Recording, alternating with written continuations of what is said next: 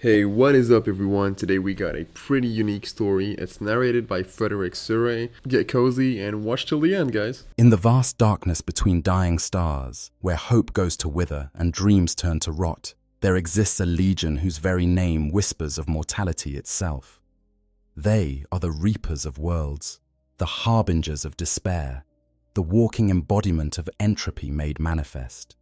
They are the Death Guard, and their story is one of the most tragic and terrifying in all the grim darkness of the 41st millennium.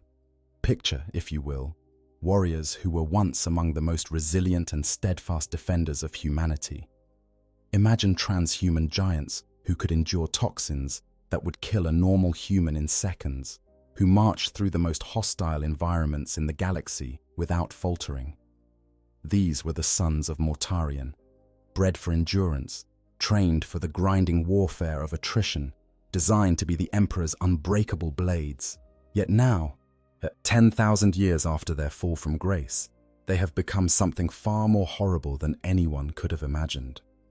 The Death Guard are not simply traitors who turned their backs on the Imperium. They are not merely Chaos Space Marines who worship dark gods.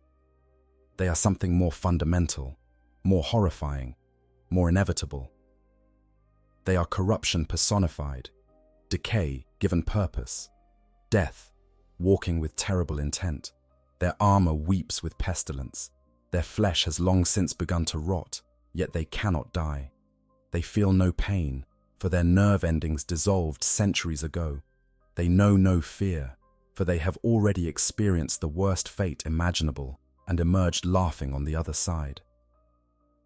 When the Death Guard make planetfall, entire worlds begin to die before a single shot is fired. Yes, the very air turns foul in their presence. Crops wither in fields. Water becomes brackish and undrinkable. People sicken and perish from diseases that have no name, that medical science cannot comprehend, that spread with supernatural malevolence. By the time the Death Guard actually engage in battle, their enemy is already broken, demoralized, dying from within. The warriors of Nurgle simply need to walk through the corpse-littered streets and claim what their patron god has already conquered. But it was not always this way. The Death Guard did not begin as monsters. They began as heroes, as the saviors of countless worlds during the Great Crusade. Their transformation from loyal servants of the Emperor to damned disciples of the Plague God is a tale that spans decades, encompasses betrayal both cosmic and personal, and reveals truths about the nature of corruption that make even hardened veterans of the Inquisition hesitate before speaking aloud. This is that story, told in full, from their noble beginnings to their damned present, and it begins not in the toxic mists of Barbarous, but in the war-torn wastes of Terra itself, during the final days of the Unification Wars. The 14th Legion was born in fire and blood, as were all the Space Marine legions. But from the very beginning, they were different.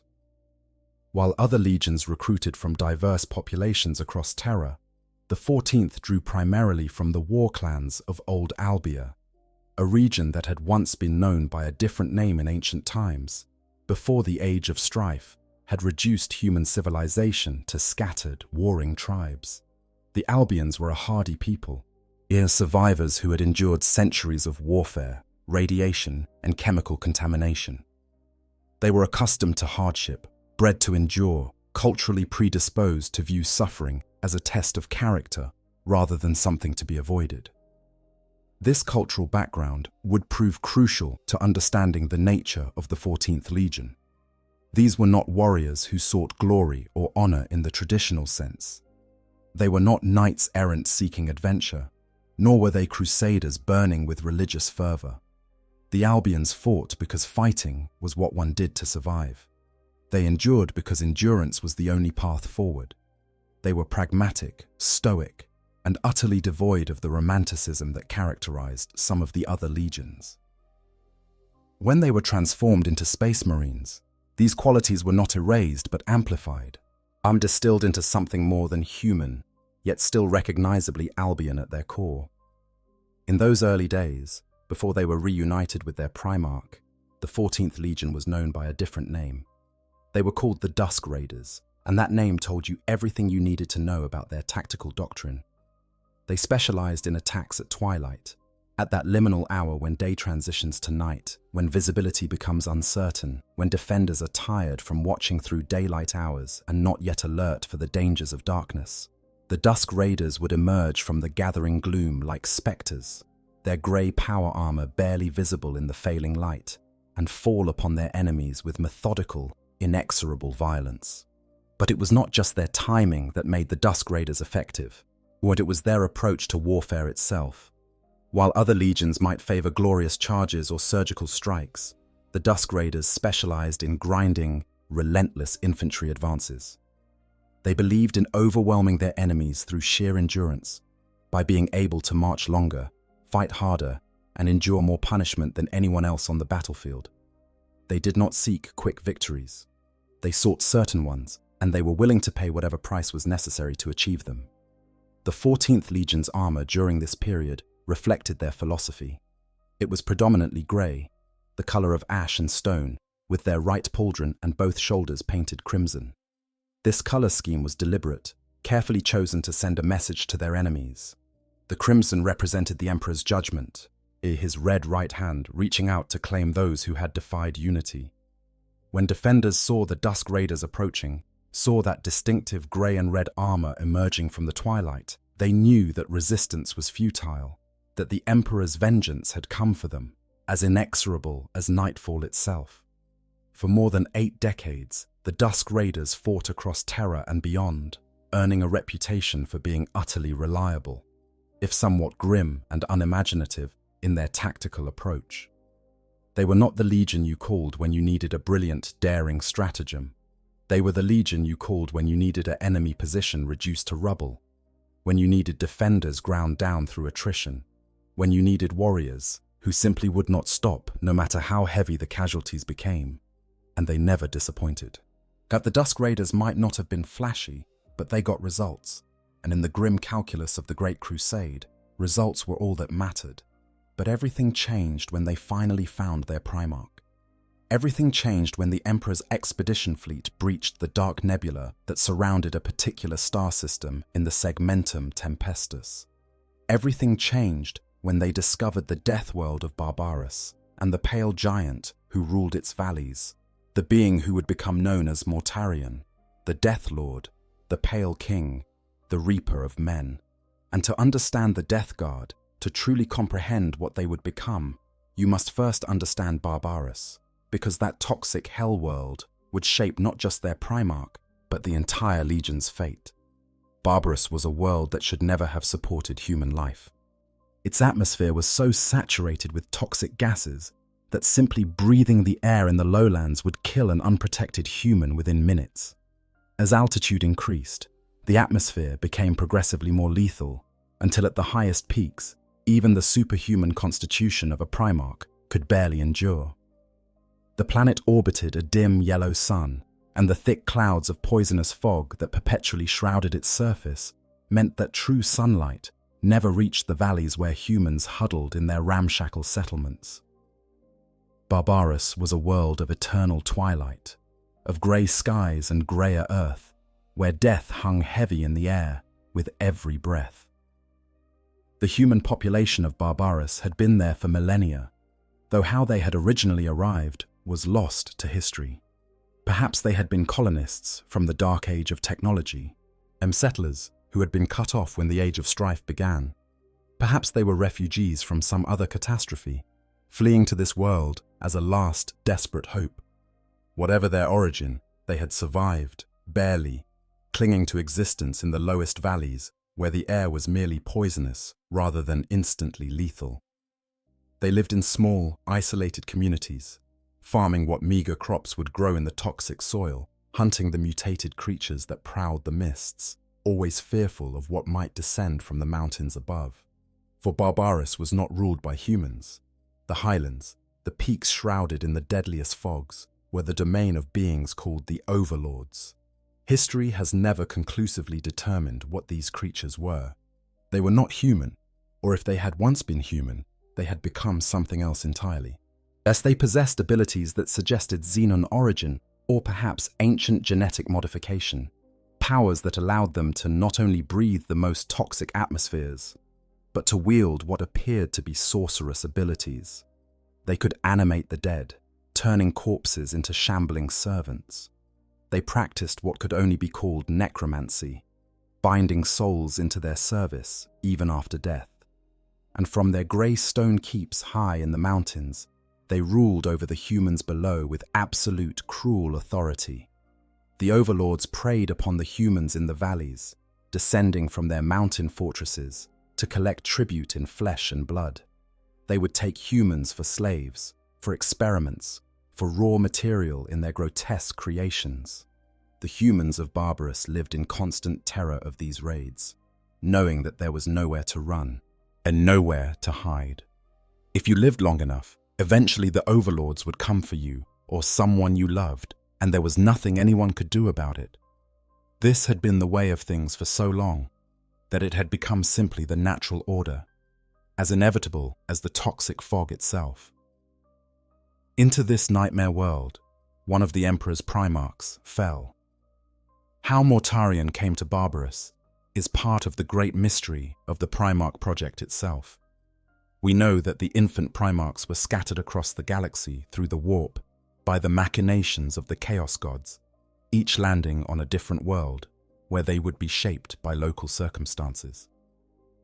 Mortarion's capsule crashed on Barbarous in the midst of a massive battle between overlords, his arrival marked by a piercing wail that cut through the sound of combat like a knife.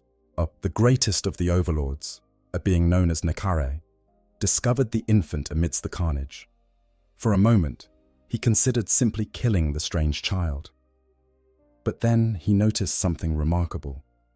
The infant was crying, wailing with healthy lungs, despite being exposed to an atmosphere that should have killed any human within seconds. This child, whatever it was, could breathe air that was lethal to normal humans. Nekare realized he had found something unprecedented, and rather than destroy it, he chose to claim it as his own. Nekare named the child Mortarion, which in the local dialect meant child of death. He raised the boy in his fortress, but not as a son, not with anything resembling love or affection. Mortarion was an experiment, a curiosity, perhaps a potential weapon. Nekare tested the child's limits, determining exactly how high into the toxic atmosphere the boy could survive. When he found that limit, Nekare erected a massive wall of black iron at that precise altitude, and then moved his own fortress further up the mountain to an even more toxic height that Mortarion could not reach. Whether this was because Nekare feared what the boy might become, or simply because he enjoyed the cruelty of the separation, we cannot say. Mortarion grew to adolescence in this environment of constant testing and warfare. Nekare taught him everything about combat, about strategy, about the art of war.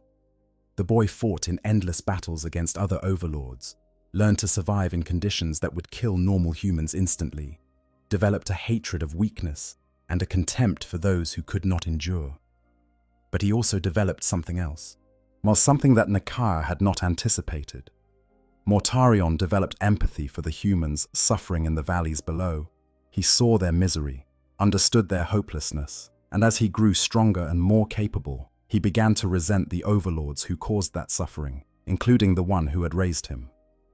By the time Mortarion reached maturity, he had become something magnificent and terrible.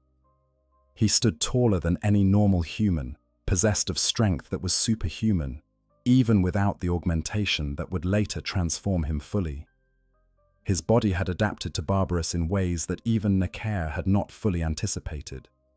Mortarion could survive in atmospheres that would kill any normal human, could endure toxins that would dissolve flesh from bone, could march through poisonous fogs that made even other overlords hesitate. And he had made a decision. He would use these gifts not to serve the overlords, but to destroy them.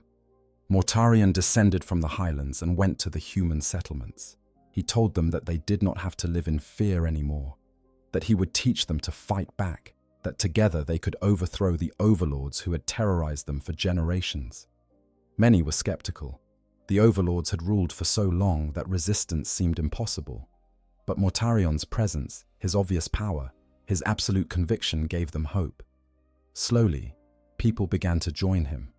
The bravest, the most desperate, those who had lost too much to the overlords and had nothing left to lose, they came to Mortarion and said they would fight. Mortarion trained these volunteers personally. He worked with blacksmiths and craftsmen to create special suits of armor that could protect against the toxic fogs. He developed breathing apparatus that would allow humans to venture higher into the mountains than they had ever gone before. He taught them tactics, discipline, how to fight as a unit rather than as individuals, and he named them the Death Guard, because they would be the guards at death's door, the ones who would stand between humanity and extinction. They would venture into the places where death itself dwelt and return victorious, or they would not return at all. The campaign against the overlords was long and brutal. Mortarion and his Death Guard began by attacking the overlords who ruled the lower peaks, the ones whose fortresses were in the least toxic regions. Each victory brought them new recruits, new confidence, a new experience in fighting these seemingly invincible foes. After each battle, they refined their equipment and their tactics. The armor was improved, the breathing apparatus was made more efficient. The weapons were upgraded with salvaged technology from defeated overlords. Slowly, methodically, Mortarion and his human followers fought their way up the mountains, killing overlords and liberating the humans under their dominion. But one peak remained unconquered. The highest mountain, shrouded in the most lethal atmospheric poisons, was home to the fortress of Nakar himself, the greatest of the overlords, the being who had raised Mortarion. Despite everything he had accomplished, despite all his victories, Mortarion found himself reluctant to assault this final stronghold. Nakare was the only father he had ever known. Twisted and cruel though he was, there was some part of Mortarion that recoiled from the idea of killing the one who had raised him, even though he knew it was necessary. He hesitated, and in that hesitation, fate intervened. Into the valleys of Barbarous came a stranger, a figure of impossible radiance, who spoke with authority that commanded instant respect. This stranger went among the people, promising them salvation, offering them hope, speaking of a greater Imperium that would unite all of humanity under a single banner. The people were amazed, drawn to this stranger's vision, his obvious power, his promises of a better future. But when Mortarion heard about this newcomer, he was not pleased. He had spent years liberating these people. He had bled for them, fought for them, trained them to stand on their own. And now this stranger appeared, offering easy answers, making grand promises. When Mortarion confronted the stranger, he learned the truth that would change everything. This was no ordinary traveler. This was the Emperor of mankind himself. And Mortarion was not some random superhuman. He was a Primarch, one of 20 genetic sons the Emperor had created to lead his Space Marine legions in a grand crusade to reunite humanity. Mortarion was, in a very real sense, looking at his true father for the first time, though he did not recognize the relationship as such. The Emperor, in his wisdom, or perhaps his arrogance, made Mortarion an offer that he thought was generous. He challenged Mortarion to face Nakar alone. If Mortarion could defeat the Overlord without help, the Emperor would leave Barbarous in peace, allowing its people to remain independent. But if Mortarion failed, he would have to swear fealty to the Emperor and join the Imperium. It seemed like a fair bargain. After all, Mortarion had spent his entire life preparing for this confrontation. He had defeated every other overlord on the planet. Surely he could defeat this last one. But the Emperor knew something Mortarion did not, something that would poison their relationship forever. Mortarion set out alone to confront Nakar, driven by pride, by the need to prove himself, by the compulsion to finish what he had started without outside help. He climbed higher than he had ever climbed before, ascending toward the fortress that sat at the very peak of the highest mountain. The air grew progressively more toxic until even his enhanced physiology began to fail. His breathing apparatus, At the best that could be constructed with local technology, began to corrode and fall apart. His armor, carefully crafted to resist the toxic fog, started to dissolve. Mortarion pushed himself beyond his limits, driven by sheer force of will, determined to reach Nakar's fortress no matter the cost. He made it to the very gates, calling out his challenge, demanding that Nakar face him, but he could go no further. The atmosphere at that altitude was simply too toxic, even for him. His body, which had endured everything Barbarous could throw at it, finally reached its breaking point. He collapsed at the threshold of Nakare's fortress, gasping for air that was pure poison, moments from death. And then the Emperor arrived, the master of mankind, who had followed at a distance, waiting to see if Mortarion would succeed. He now intervened at the critical moment. The Emperor ascended to heights that Mortarion could not reach, walked through atmospheres that would have killed anyone else instantly, and killed Nakar with contemptuous ease. In a single moment, the Emperor accomplished what Mortarion had spent his entire life working toward. He saved Mortarion's life, defeated the greatest overlord of Barbarous, and claimed the world for the Imperium. When Mortarion recovered consciousness, he found himself looking up at the Emperor, the stranger who was supposedly his father, the being who had just stolen his vengeance and his pride. The Emperor explained that Mortarion was a Primarch, that he had been created to lead a Space Marine Legion, that he had a destiny far greater than liberating a single world. Mortarion had a choice to make. He could refuse, but his people would suffer for it. He could fight, but he would certainly lose. Or he could accept, could swallow his pride and his resentment, and take command of the legion that had been created in his genetic image. Mortarion chose acceptance, but it was an acceptance born of bitter necessity rather than genuine loyalty. He swore his oath to the Emperor, but in his heart, a seed of resentment had been planted. The Emperor had taken away his greatest moment of triumph. The Emperor had saved him, yes, but in doing so had also demonstrated that Mortarion was not as strong as he had believed, that there were limits to his power that he had not been able to overcome. This would fester in Mortarion's soul for decades, growing darker and more poisonous with each passing year, until it finally flowered into outright betrayal. When Mortarion departed Barbarous to take command of his legion, he brought with him a cadre of his most loyal Death Guard, those humans who had fought beside him in the war against the overlords. These men would become the core of his new force, their values and their mindset spreading throughout the 14th Legion like a virus. The Dusk Raiders would become the Death Guard, and everything about them would change to reflect Mortarion's vision and Barbarous's harsh lessons. The first thing Mortarion did upon assuming command was rename his legion. When he first laid eyes on his Space Marines, he said, "You are my unbroken blades. You are the Death Guard." It was a declaration of continuity, linking these transhuman warriors to the humans who had fought beside him on Barbarous. They would carry forward the same philosophy, the same approach to warfare, the same grim determination to endure whatever horrors the galaxy could throw at them. The name Death Guard was engraved above the airlock door of his flagship, the battle barge Reaper's Scythe, where it would remain for centuries as a reminder of their identity and purpose. Mortarion transformed his legion's appearance to reflect their new identity.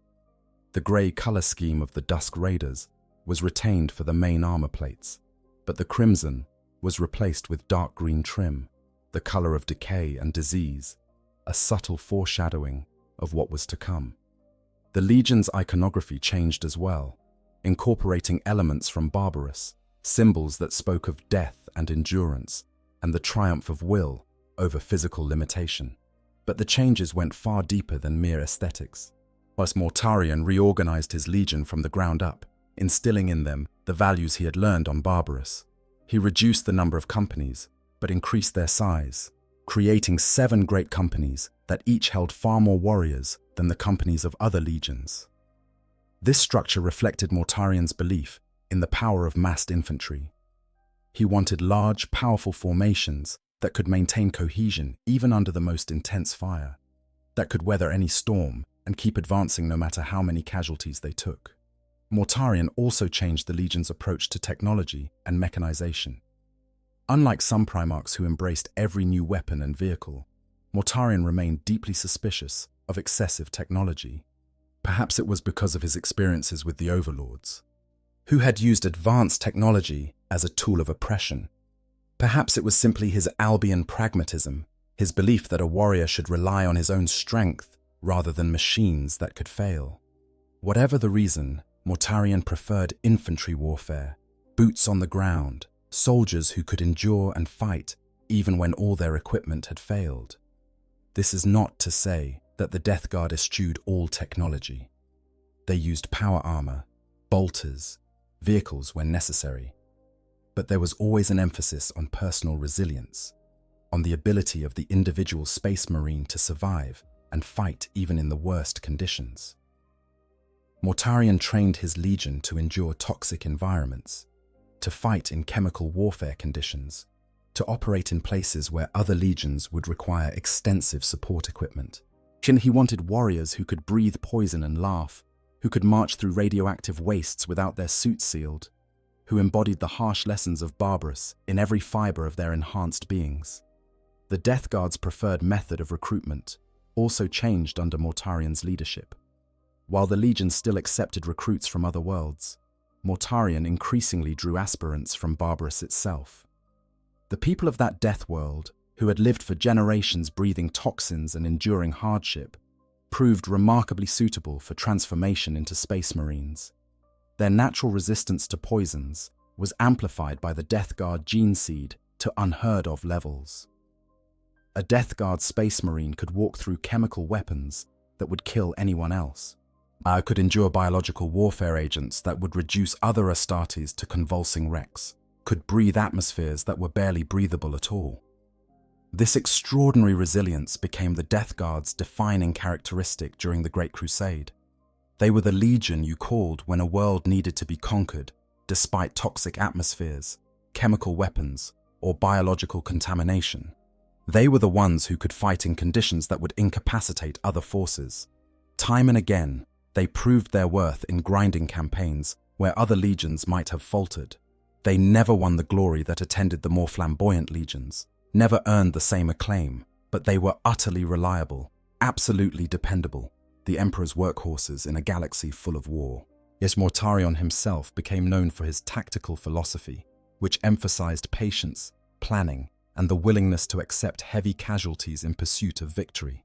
He did not believe in flashy maneuvers or brilliant tactical innovations. He believed in the methodical application of force, in grinding down the enemy through sheer endurance, in being willing to pay a higher price than the enemy could afford. His strategic approach was summed up in a single principle. The Death Guard would always be the last ones standing. No matter how terrible the conditions, no matter how fierce the enemy, no matter how high the casualties, the Death Guard would endure when everyone else had broken. This philosophy served them well throughout the Great Crusade. The Death Guard participated in hundreds of campaigns, liberating thousands of worlds, crushing dozens of Xenos empires and human rebellions. They fought beside their brother legions, earning respect, if not necessarily affection, from the other Primarchs. Mortarion was not loved by his brothers. He was too dour, too grim, too obviously uncomfortable with the pageantry and politics that characterized the relationships between Primarchs. But he was respected, because everyone knew that if you needed a job done, no matter how unpleasant, no matter how costly, Mortarion and his Death Guard would see it through. Yet beneath this surface of loyalty and competence, darkness was growing. Mortarion's resentment toward the Emperor had never fully healed. Every time he looked at his Gene Father, he remembered Nakar's fortress, remembered his failure, remembered how the Emperor had stolen his greatest triumph. This resentment was subtle, well hidden beneath layers of duty and obedience, but it was there, festering like an infected wound that never quite heals. And Mortarion was not alone in harboring such darkness. Among the Death Guard, there was a warrior named Callus Typhon, who would later become known by a far more terrible name. Typhon was unique among the Death Guard, a child of Barbarous, who possessed a secret that even Mortarion did not initially know. Typhon was a half-breed, the product of an overlord and a human woman, and he had inherited certain abilities from his inhuman father. He was a psyker, one of those rare individuals who could touch the warp and manipulate its energies, though he had learned to hide this fact because Mortarion despised psykers with a passion born of his experiences with the overlords. And Typhon had been one of the first to join Mortarion's original Death Guard on Barbarous, had fought beside his Primarch in the war against the overlords. When Mortarion departed to take command of his legion, Typhon had been chosen as one of the Barbarous veterans who would form the core of the new Death Guard. He rose quickly through the ranks, eventually becoming first captain, the highest position in the legion after Mortarion himself. Everyone assumed this was because of his abilities as a warrior and commander, and indeed, Typhon was formidable in both respects. But there was another factor at work, one that would prove far more significant than anyone realized. Typhon had been touched by the ruinous powers, had heard their whispers in his dreams since childhood, had been slowly, carefully cultivated as a tool for corruption. While Mortarion stewed in his resentment toward the Emperor, Typhon was being groomed by forces far more malevolent, entities who had plans for the Death Guard that would make their darkest nightmares seem pleasant by comparison. The stage was being set for betrayal on a cosmic scale, and Typhon would be the instrument through which it was accomplished. The darkness that would consume the Death Guard did not begin with a single moment of choice. It was a gradual process, a slow corruption that spread through the Legion like a disease that takes years to show symptoms. During the Great Crusade, there were no obvious signs of what was coming. The Death Guard remained loyal, continued to fight with their characteristic grim determination, gave the Emperor no reason to doubt their allegiance. But beneath the surface, rot was spreading, thus invisible but inexorable, waiting for the right moment to burst forth in all its terrible glory. That moment came when War Master Horus, greatest of the Primarchs, revealed his true allegiance to the Chaos Gods and called upon his brother Primarchs to join him in rebellion against the Emperor. For Mortarion, this should have been a difficult choice.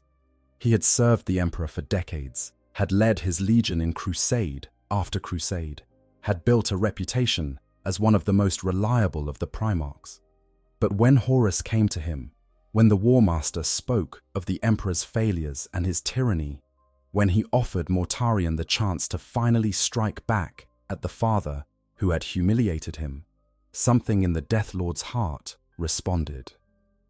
All those years of buried resentment, all that carefully suppressed anger, suddenly found an outlet.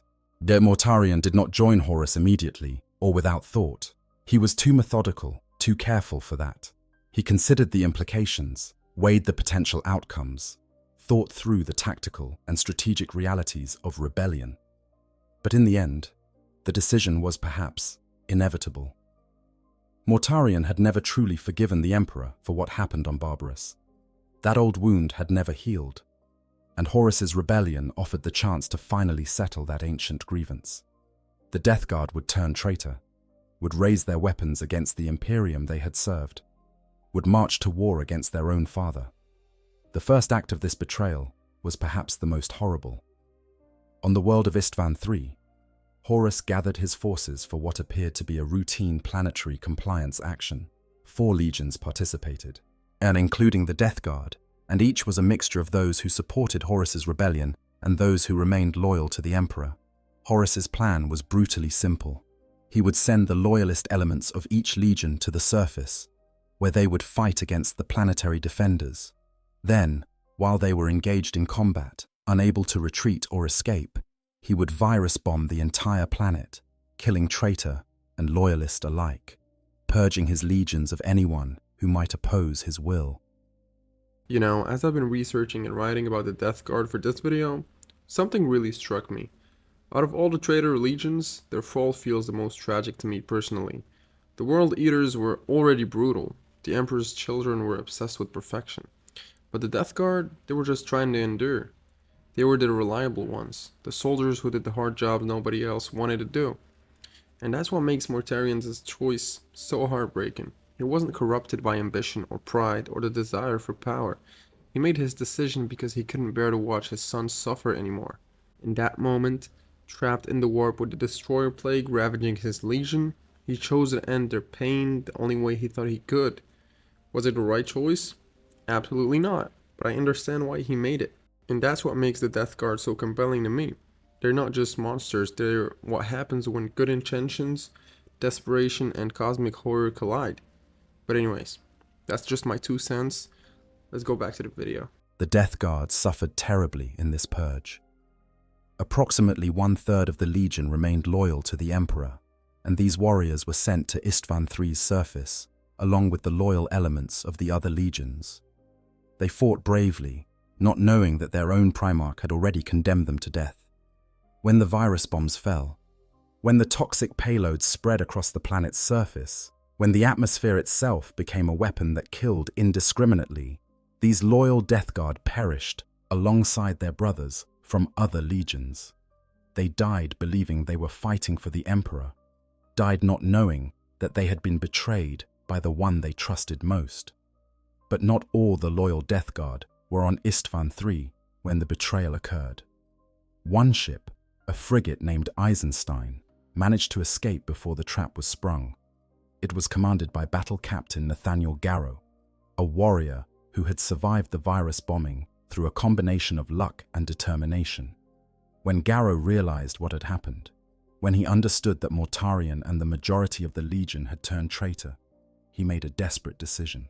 That he would take the Eisenstein and flee to Terra, would bring warning to the Emperor that Horus had betrayed him, that civil war was coming. The journey of the Eisenstein has become one of the legendary stories of the Horus heresy.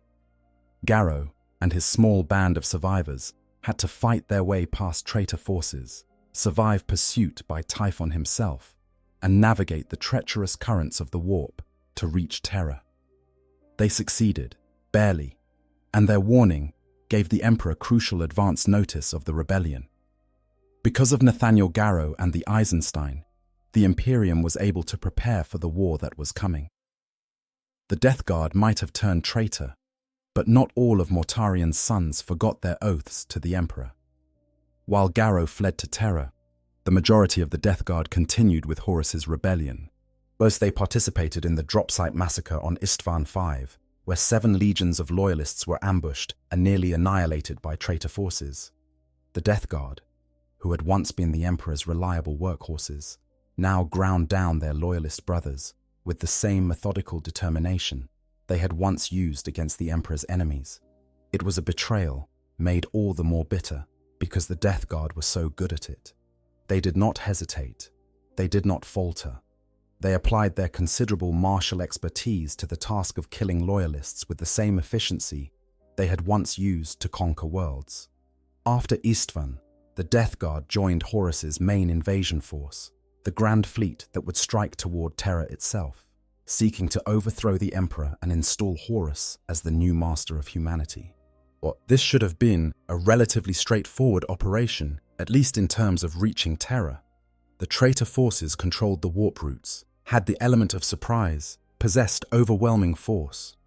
But fate, or perhaps something darker, had other plans for the Death Guard. Their journey to Terra would become the most pivotal moment in their entire history, the point at which they ceased to be merely traitors and became something far worse. The Death Guard fleet departed for Terra under Mortarion's command, but the Legion had been divided.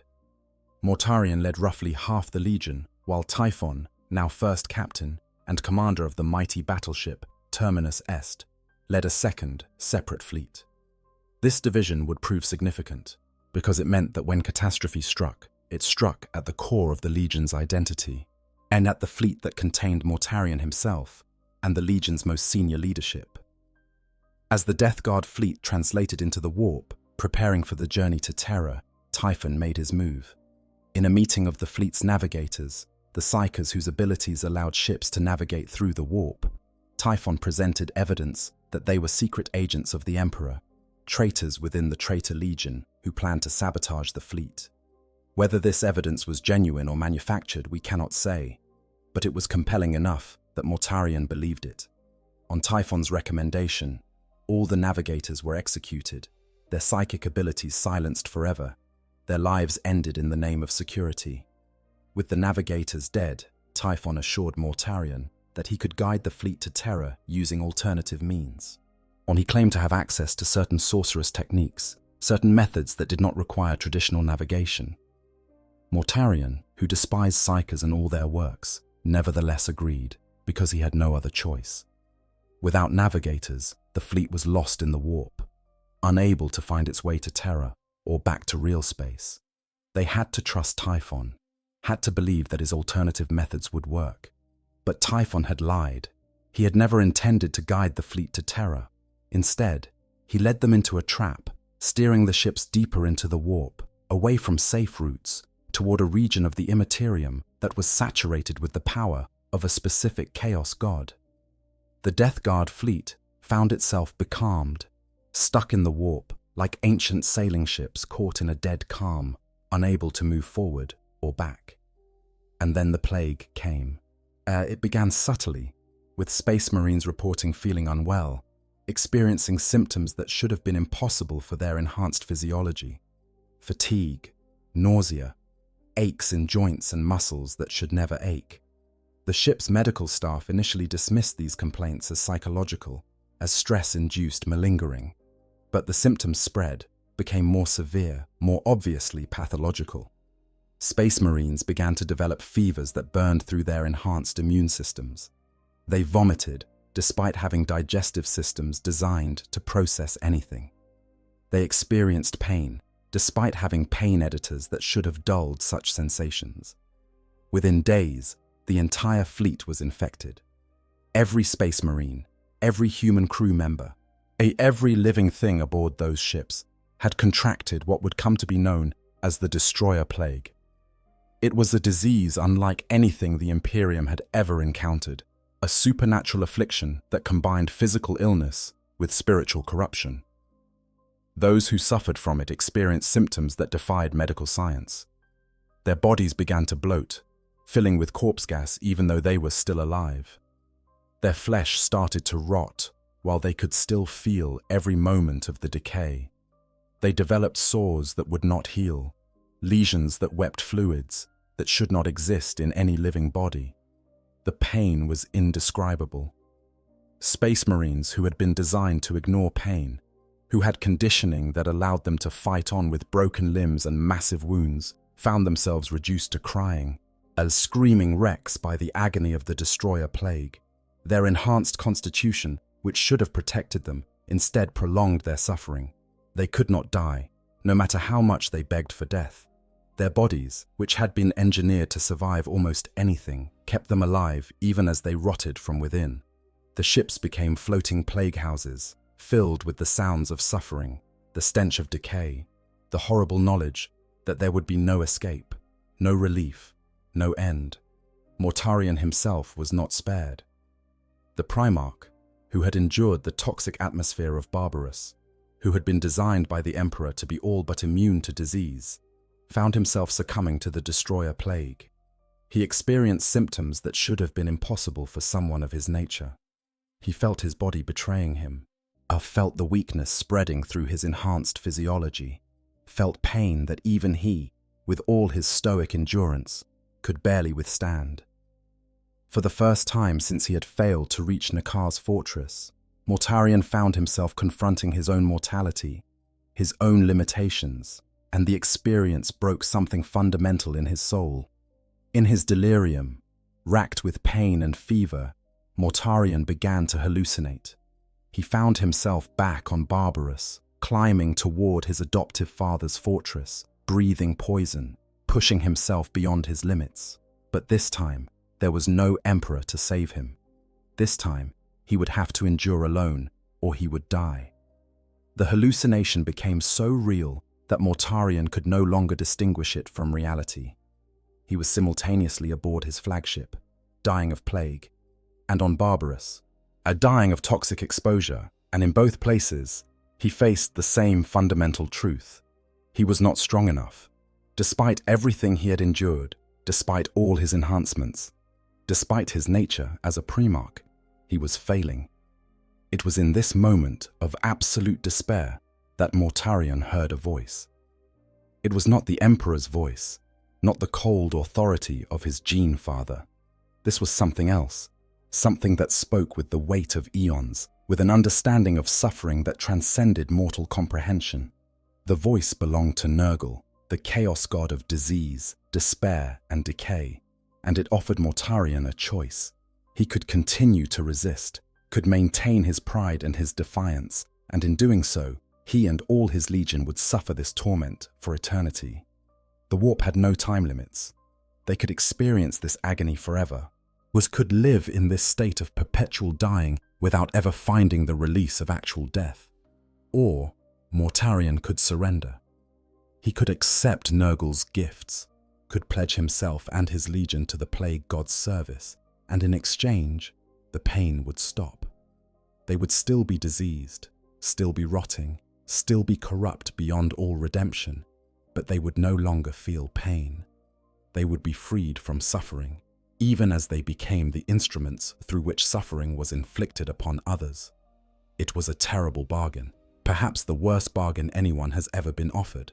But to Mortarion, in that moment of absolute agony and despair, it seemed like the only option available.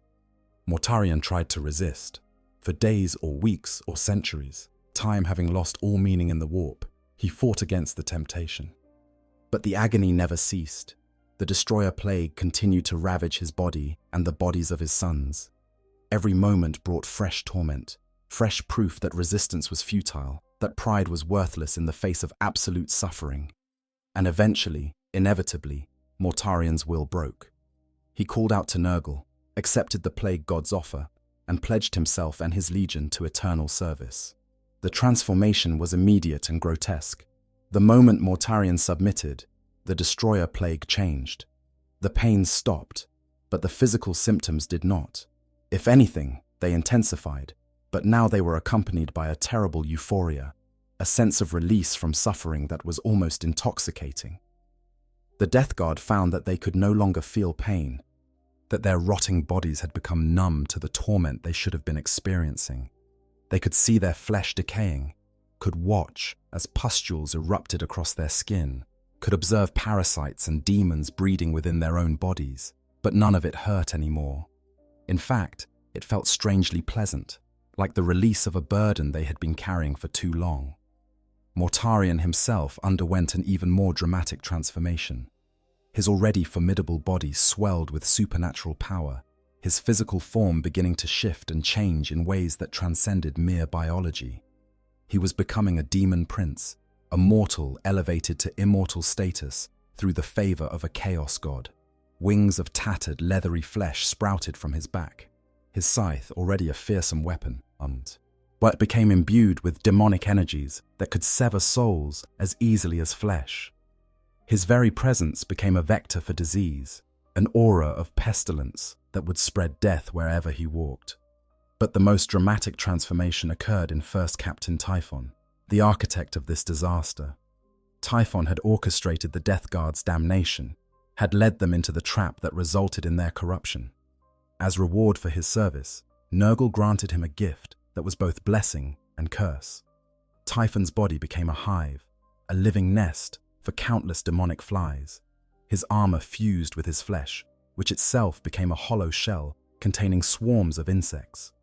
Pustulant chimneys of bone erupted from his back, spewing clouds of flies with every breath. He became known as Typhus the Traveler, herald of Nurgle, and the destroyer hive that inhabited his body would become one of the most feared forces in the galaxy. The Death Guard who emerged from the warp bore little resemblance to the legion that had entered it. They had become plague marines, their once proud power armor now bloated and corroded, covered with pustules and patches of fungal growth. Their weapons wept with supernatural diseases. Their very breath was toxic, spreading contagions that could reduce entire populations to fever-racked, dying masses within days. They had lost everything that made them human or even recognizably space marine, but they had gained a terrible form of immortality. They could not die, no matter how many wounds they suffered. They could not feel pain, no matter how much damage their bodies sustained. They had become death itself, are walking and terrible and unstoppable. The corrupted Death Guard fleet finally emerged from the warp and joined the Siege of Terror, though their contribution to the battle was less decisive than it might otherwise have been. The time they had spent trapped in the warp had allowed the Emperor to prepare for the traitors' assault. When the Death Guard finally arrived, they found the Imperial Palace heavily fortified, defended by loyalist legions who had been warned of the coming attack thanks to Nathaniel Garrow's warning. The Death Guard fought in the siege, spreading plague and death wherever they went, but they could not break the Imperial defenses. When Horus was finally slain by the Emperor, when the rebellion collapsed and the traitor legions fled into the Eye of Terror, the Death Guard went with them. The Death Guard's retreat into the Eye of Terror marked the beginning of their existence as a Chaos Legion. While other traitor legions fragmented into countless warbands, the Death Guard remained relatively cohesive, held together by Mortarian's authority and their shared devotion to Nurgle. They claimed a world within the Eye of Terror, a demon world that Mortarian shaped and molded until it became a grotesque echo of Barbarous. He called it the Plague Planet, and from this festering stronghold, the Death Guard would launch raids into real space for the next 10,000 years.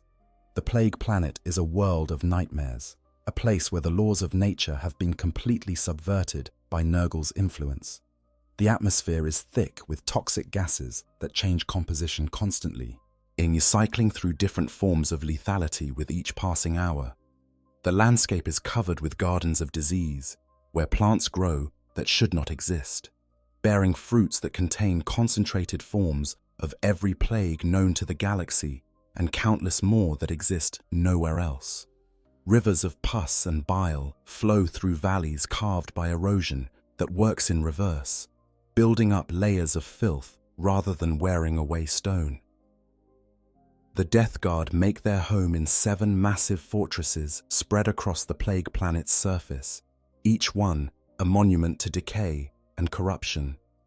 The greatest of these is the Black Manse, Mortarian's personal stronghold, where the demon Primarch broods and plans his next assault upon the Imperium.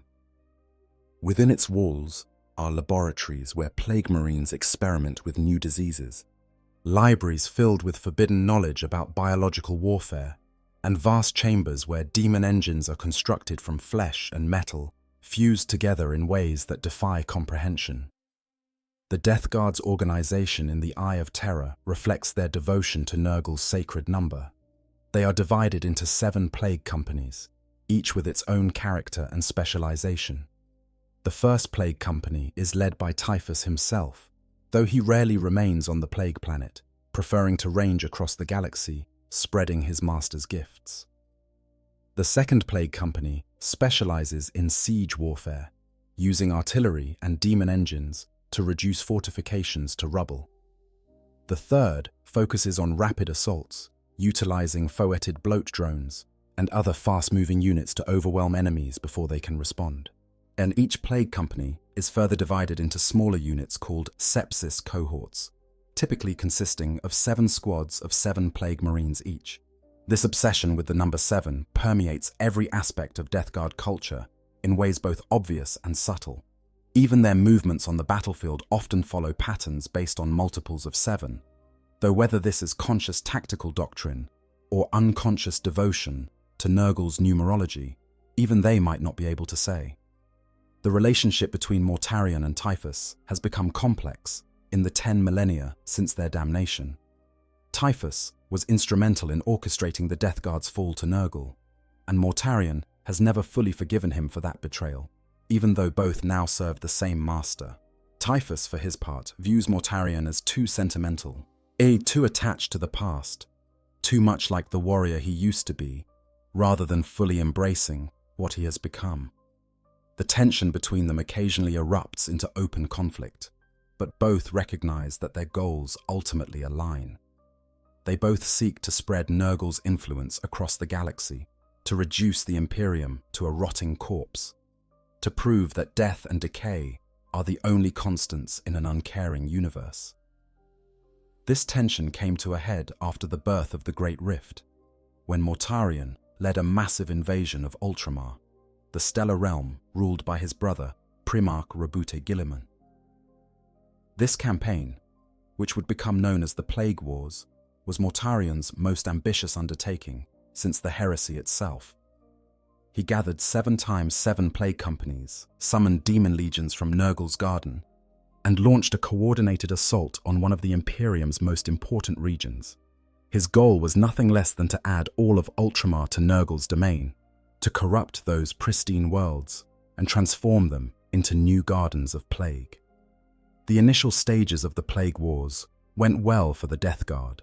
They corrupted 3 star systems to the galactic north of Ultramar, transforming them into the Scourge Stars, plague-ridden staging grounds from which further invasions could be launched.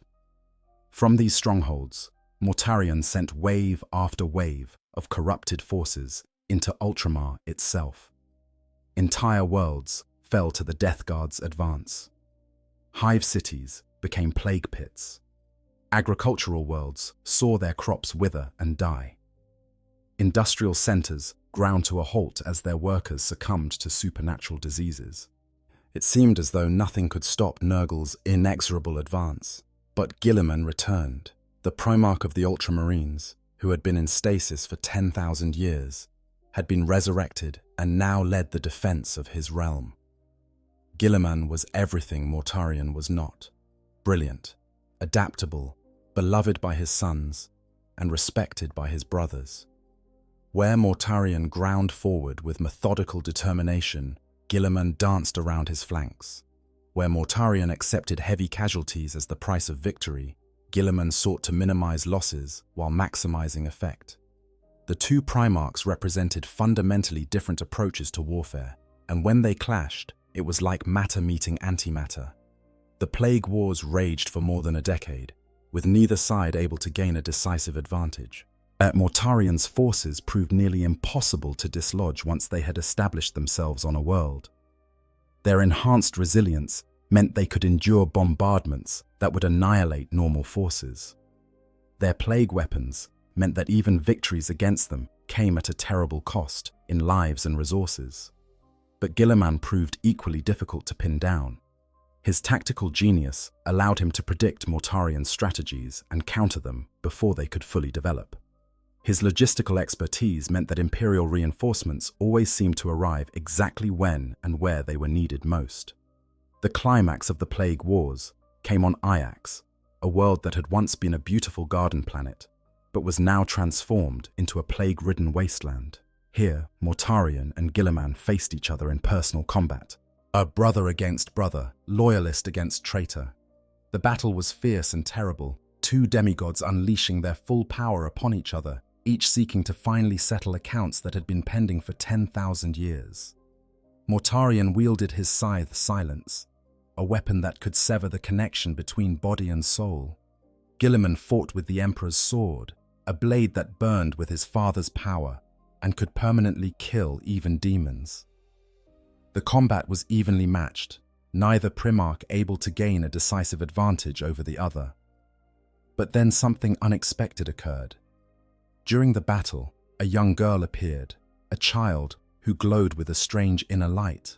Some claimed she was a living saint, an avatar of the Emperor's will made manifest.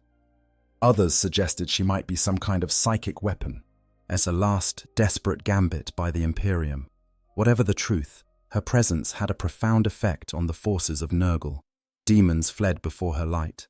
Plague Marines found their corrupt flesh burning where her radiance touched them. Even Mortarion seemed weakened, his demonic nature recoiling from whatever power the girl represented. Mortarion was forced to retreat, withdrawing from Iax under the cover of a virus bomb attack that killed friend and foe alike. But his retreat was not just tactical. Word had reached him that the Scourge Stars themselves were under attack, that forces of the blood god Khorne had launched an invasion into Nurgle's territory, seeking to claim those plague-ridden worlds for themselves. Nurgle himself commanded his forces to return and defend his domain. Typhus, always more devoted to Nurgle than to Mortarion, immediately obeyed, taking a significant portion of the Death Guard with him. This divided the traitor forces, allowing Guilliman to launch the final phase of his counterattack. the Spear of Espandor offensive that would drive the remaining Death Guard from Ultramar. The Plague Wars ended in strategic defeat for the Death Guard. They had failed to conquer Ultramar, had been driven from the worlds they had corrupted, had suffered casualties that even their enhanced resilience could not ignore. But it was not a complete failure. The Scourge Stars remained in Death Guard hands, providing a permanent staging ground just outside Ultramar's borders. Entire worlds within Ultramar itself had been so thoroughly corrupted that it would take centuries to cleanse them, if they could be cleansed at all. And the seeds of future plagues had been planted, diseases that would continue to spread and mutate long after the Death Guard's departure. In the centuries and millennia since the Plague Wars, the Death Guard have continued their war against the Imperium. They launch raids from the Eye of Terror and the Scourge Stars, bringing death and disease to worlds across the galaxy. Sometimes they fight as a unified legion under Mortarian's command. More often, they operate as separate warbands, each led by a powerful Chaos Lord or Demon Prince, who seeks to earn Nurgle's favor through spectacular acts of corruption. The modern Death Guard employ a wide variety of forces in their campaigns. At the core are the Plague Marines themselves, the original Astartes, who fell to Nurgle during the heresy. Yet these ancient warriors have been fighting for 10,000 years, their armor fused to their flesh, their bodies home to countless diseases and parasites. They are slow, but inexorable, advancing across battlefields with the patience of rot itself, shrugging off wounds that would kill anyone else. A Plague Marine can have his arm blown off and continue fighting, can be riddled with bullet holes and keep advancing, can be set on fire, and simply walk through the flames without seeming to notice. Supporting the Plague Marines are various specialist units. Blightlord Terminators wear ancient suits of tactical dreadnought armor that have become equally corrupted, transformed into shells of disease that make their wearers nearly invulnerable. Deathshroud Terminators serve as Mortarian's personal bodyguards. They are wielding massive scythes called Man-Reapers that can cleave through armor and flesh with equal ease.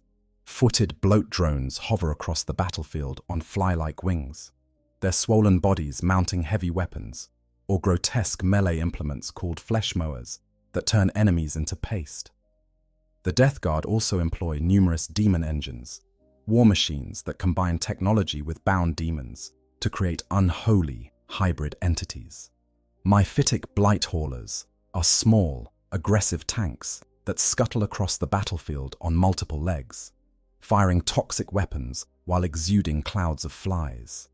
Plagueburst Crawlers are larger siege tanks designed by Mortarion himself, mounting massive mortars that launch shells filled with demonic spores capable of eating through any armor. These demon engines are not piloted in the traditional sense. Rather, the demons bound within them control the machines directly, melding with the metal and circuitry to form beings that are as much alive as any biological creature. Perhaps the most horrifying aspect of Death Guard warfare is not the warriors themselves, but the secondary effects of their presence. When the Death Guard attack a world, they bring with them swarms of plague drones, demonic flies the size of small vehicles that spread disease with every beat of their wings. They are accompanied by plague zombies, the reanimated corpses of those who have died from the Death Guard's plagues, shambling horrors that exist in a state between life and death. Nurgle's lesser demons manifest in their wake, plague bearers that tally every death, Nurglings that infest every corner of the battlefield, beasts of Nurgle that bound forward like enormous, diseased puppies seeking to play with enemies in ways that inevitably result in death. The Death Guard's approach to warfare has not changed fundamentally since their days as the Dusk Raiders. They still favor infantry advances, still believe in grinding down the enemy through attrition, still accept heavy casualties as the price of victory. But now, these tactics are enhanced by supernatural resilience and the use of plague as a weapon. A typical Death Guard assault begins with long-range bombardment using plague-burst crawlers and other artillery, firing shells that burst open to release clouds of spores and toxic chemicals. These bombardments do not necessarily kill many enemies immediately, but they contaminate the battlefield, making the environment itself hostile to the defenders. As the bombardment continues, the Death Guard advance on foot, slowly but inexorably, their plague-ridden forms shambling forward through fire that would stop any other force. They do not run. They do not seek cover. They simply walk forward, accepting whatever damage the enemy inflicts, knowing that their enhanced resilience and Nurgle's blessings will allow them to endure. The psychological effect of this advance is devastating. Defenders watch as their weapons seemingly have no effect, as Plague Marines continue forward despite suffering wounds that should be instantly fatal. Morale breaks long before the Death Guard actually reach enemy lines. When the Death Guard do close to melee range, the slaughter begins in earnest. Plague Marines wield a variety of close combat weapons, and from conventional chainswords to exotic plague knives that inject virulent toxins with every cut. But their most effective weapon is often simply their touch. Plague Marines exude such concentrated disease that merely making physical contact with them can be fatal. Their armor is covered with open sores that weep infectious fluids. Their weapons are encrusted with filth that carries dozens of different plagues. Even their breath is toxic, filling the air with spores and bacteria that can infect anyone nearby. But the Death Guard do not fight only through direct combat. Perhaps their most effective tactic is biological warfare on a scale that defies comprehension. When the Death Guard conquer a world, they do not simply kill its inhabitants. They corrupt them, transform them, make them into new vectors for Nurgle's plagues. Plague cults arise in the wake of Death Guard invasions, groups of humans who have been infected with supernatural diseases that twist their minds as well as their bodies.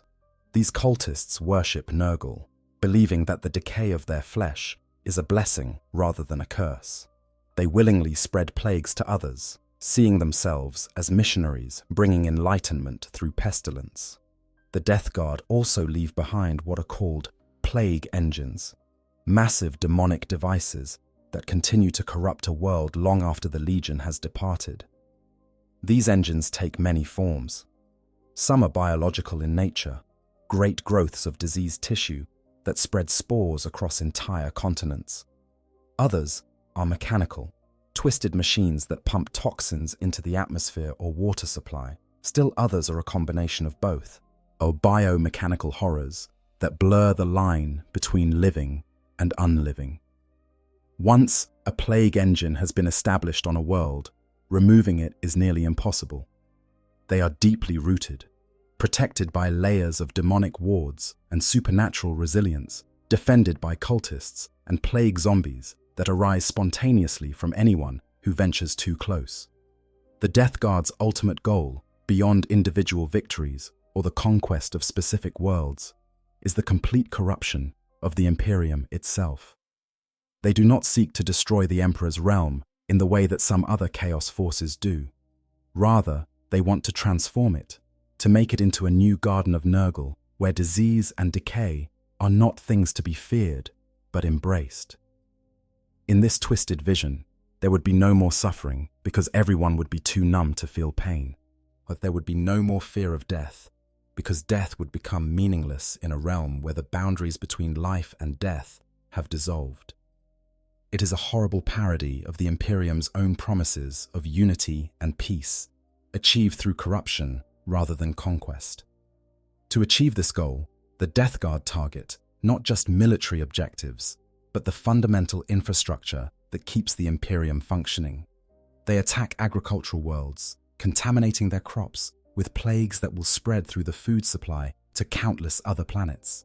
They infiltrate hive cities, where dense populations make disease transmission terrifyingly efficient. They strike at forge worlds, corrupting the machine spirits of industrial equipment so that it produces tainted products that spread plague wherever they are shipped. Thus, every action is calculated to maximize the spread of disease, to create cascading failures that will bring down entire sectors through systemic collapse rather than military defeat. Yet despite their terrible power, despite their supernatural resilience, and their potent plague weapons, the Death Guard are not invincible. They can be defeated, though victory always comes at a terrible cost. The most effective defense against them is quarantine, preventing them from spreading their contagions beyond the worlds they attack. The Imperium has learned, through bitter experience, that sometimes the only way to stop a Death Guard invasion is to destroy the entire planet they have corrupted, to use exterminatus weapons that will sterilize all life rather than risk the plague spreading further. The Death Guard also have weaknesses that can be exploited by cunning enemies. Their slow, methodical approach to warfare, while nearly unstoppable in most circumstances, can be countered by highly mobile forces that refuse to meet them head-on. The White Scars, a loyalist Space Marine chapter known for their speed and hit-and-run tactics, have proven particularly effective against the Death Guard, striking from unexpected angles and withdrawing before the Plague Marines can bring their superior resilience to bear. Similarly, the Eldar, with their psychic powers and advanced technology, can sometimes counter Death Guard plagues with their own biosciences, creating vaccines and treatments that at least slow the spread of corruption. Fire, in particular, has proven effective against the Death Guard, though not because it destroys them outright. Rather, sustained high-temperature flames can burn away the diseased tissue and demon flesh that gives Plague Marines much of their resilience, reducing them to charred skeletons that even Nurgle's power cannot reanimate. The Sisters of Battle, armed with flamers and faith in the Emperor, have won notable victories against the Death Guard through the liberal application of cleansing fire. But such victories are always costly. Even when Death Guard forces are destroyed, the contamination they leave behind can take generations to cleanse. Perhaps the most important thing to understand about the Death Guard is that they represent a particular form of nihilism, a specific philosophical stance toward existence that makes them particularly dangerous. They have accepted that death is inevitable, that decay is universal, that all things eventually return to corruption and dust.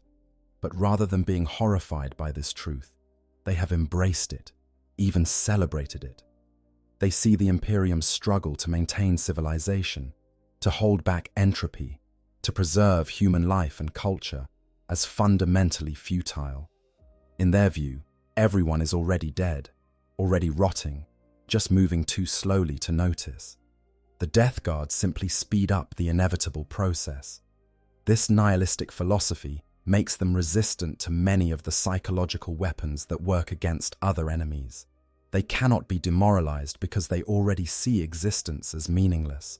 They cannot be frightened because they have already accepted death. They cannot be discouraged by losses because they do not value individual lives, not even their own. A Death Guard warrior sees his own body as already dead, his flesh as borrowed time, his continued existence as an unexpected gift from Nurgle, rather than something he has any right to expect. This mindset makes them extraordinarily difficult to defeat because they literally have nothing to lose. Yet there is a strange pathos to the Death Guard, despite their corruption. They were not always monsters. They began as heroes, as warriors who genuinely believed they were making the galaxy better. Mortarion led them to fight against tyranny, to liberate oppressed humans from cruel overlords. The original Death Guard on Barbarous were freedom fighters, rebels against inhuman oppression. Even during the Great Crusade, the Legion fought with the sincere belief that they were helping humanity, enduring terrible conditions so that others would not have to. Their fall was not sudden or arbitrary. It was the result of specific circumstances, particular betrayals, individual choices made under extreme duress. Mortarion did not choose to serve Nurgle because he wanted power or because he was inherently evil. He chose it because he saw no other option, because the alternative was eternal suffering for himself and his sons. Was this a justified choice? Could he have resisted? Should he have allowed his legion to suffer forever rather than accept damnation? These are questions that even the Inquisition debates, and there are no easy answers. In the 41st millennium, more than 10,000 years after their fall, the Death Guard continue their war against the Imperium. They are among the most active of the traitor legions, us launching raids and invasions across the galaxy, spreading Nurgle's plagues wherever they go. Some say they are more dangerous now than they have ever been. That the combination of ancient experience, supernatural power, and utter devotion to their cause makes them nearly unstoppable. Others argue that time has diminished them, that they are shadows of what they once were, clinging to ancient grudges and obsolete tactics in a galaxy that has moved on without them. The truth likely lies somewhere between these extremes. The Death Guard are still formidable, still capable of conquering worlds and spreading corruption on a massive scale. But they are also trapped, locked into patterns of behavior that were established millennia ago, unable to escape the consequences of choices they made during the heresy. Thus, they serve Nurgle, not because they want to, but because they must, because they have surrendered so much of their humanity that they are no longer capable of choosing anything else. They are simultaneously victors and victims, conquerors and prisoners, the most free and the most enslaved of all Chaos Space Marines. When you see a Death Guard warband making planetfall, when you watch those shambling, plague-ridden giants emerging from their drop pods, when you smell the stench of corruption that precedes them like a herald, remember what they once were. Remember that these were the Emperor's most reliable servants, the warriors who endured the worst conditions without complaint, the legion that never broke no matter how terrible the circumstances. Remember that Mortarion fought to liberate his people from tyranny before he became a tyrant himself. Remember that the Death Guard once stood for something noble, even if they have long since forgotten what that was. But also remember what they have become. Remember that their every breath spreads disease. Remember that their touch is death. Remember that they have chosen, whether freely or under duress, to serve the god of plague and pestilence. Remember that they are not victims to be pitied, but enemies to be fought with every weapon at the Imperium's disposal. The Death Guard may have begun as heroes, but they are heroes no longer. Now they are simply death-walking, corruption given form, the galaxy's immune system turned against it. In the grim darkness of the 41st millennium, where there is only war, as the Death Guard stand as a reminder of how far one can fall. They are a warning about the nature of corruption, about how even the strongest can be broken, about how the desire to end suffering can lead to causing suffering on an unimaginable scale. They are proof that the road to damnation is paved with good intentions, that sometimes the worst monsters are the ones who began as protectors, and that the line between hero and villain can be crossed so gradually that you don't realize it's happened until it's far too late to turn back. The transformation of individual Death Guard warriors after their corruption by Nurgle is a process that defies conventional understanding of biology or physics. When a Space Marine becomes a Plague Marine, the changes that occur are not merely physical, but metaphysical, altering the very essence of what they are at a fundamental level. Understanding this transformation helps illuminate just how complete and irreversible their damnation truly is. A newly corrupted Plague Marine experiences changes that progress through distinct stages, though the timeline varies wildly depending on individual circumstances and Nurgle's particular interest in the warrior. In the initial phase, the Space Marine's enhanced immune system, which was designed to fight off virtually any disease, instead becomes a vector for spreading Nurgle's influence.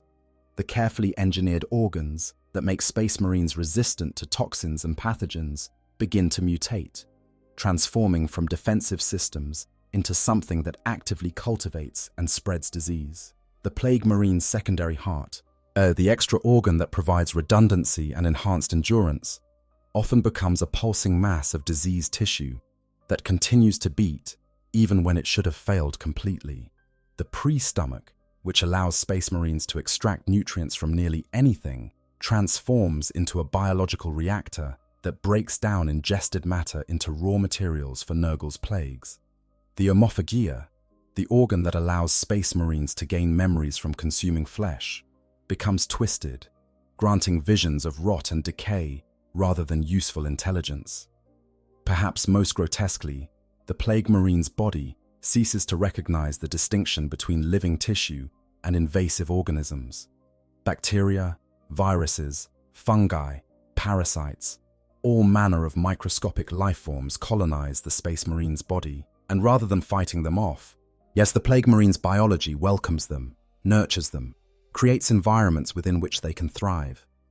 A single Plague Marine's body becomes host to thousands of different disease-causing organisms, each one finding its own ecological niche within the walking ecosystem that the Space Marine has become.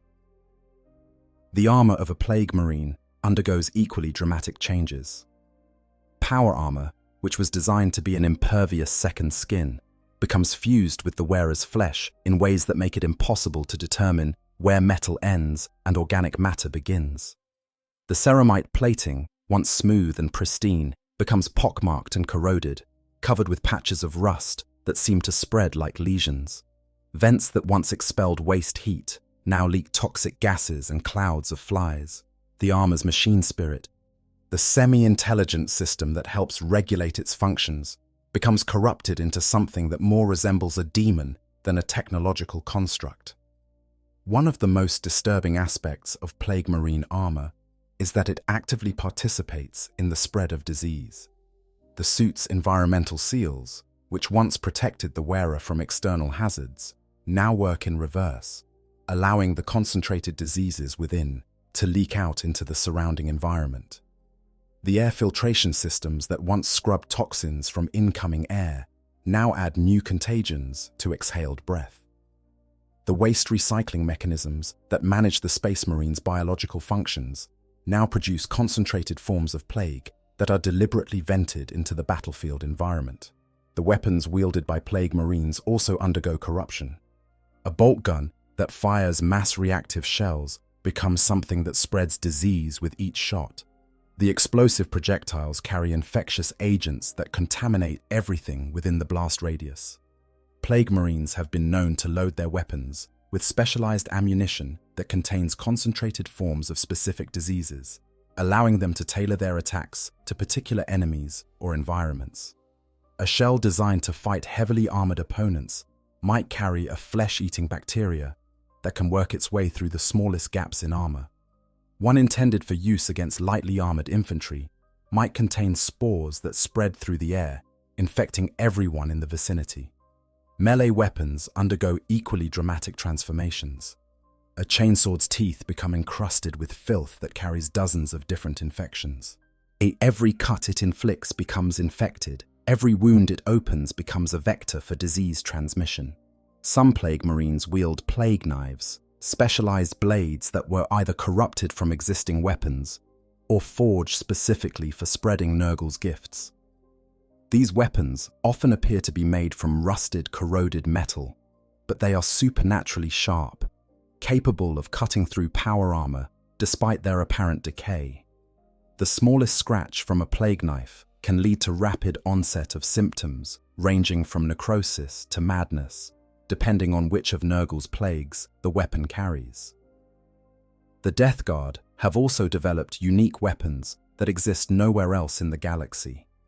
Plague Spewers are modified flamers that project streams of toxic sludge rather than fire. This substance burns like promethium, but also carries concentrated diseases that infect anyone splashed by it. Blight launchers fire shells that burst to release clouds of spores and toxic gases, creating zones of contamination that persist long after the initial attack. Plague Belchers are short-ranged weapons that vomit forth streams of noxious substances, more biological attack than technological weapon. Beyond individual warriors and their equipment, the Death Guard employ numerous specialized formations and units that showcase the full spectrum of Nurgle's corruption. The Death Shroud, Mortarian's personal bodyguard, represent the elite of the Death Guard. These warriors wear ancient suits of Terminator armor that have been so thoroughly corrupted that they have become nearly indestructible. Each Death Shroud carries a massive scythe called a Man Reaper, and these weapons are said to be able to sever the connection between body and soul, ensuring that those they kill cannot be resurrected or reanimated by any means. The tradition of the Death Shroud dates back to Mortarian's time on Barbaros, where he always kept 2 bodyguards at his side during his war against the Overlords. This tradition continued when he took command of his legion, and 2 Death Shroud always accompany him wherever he goes.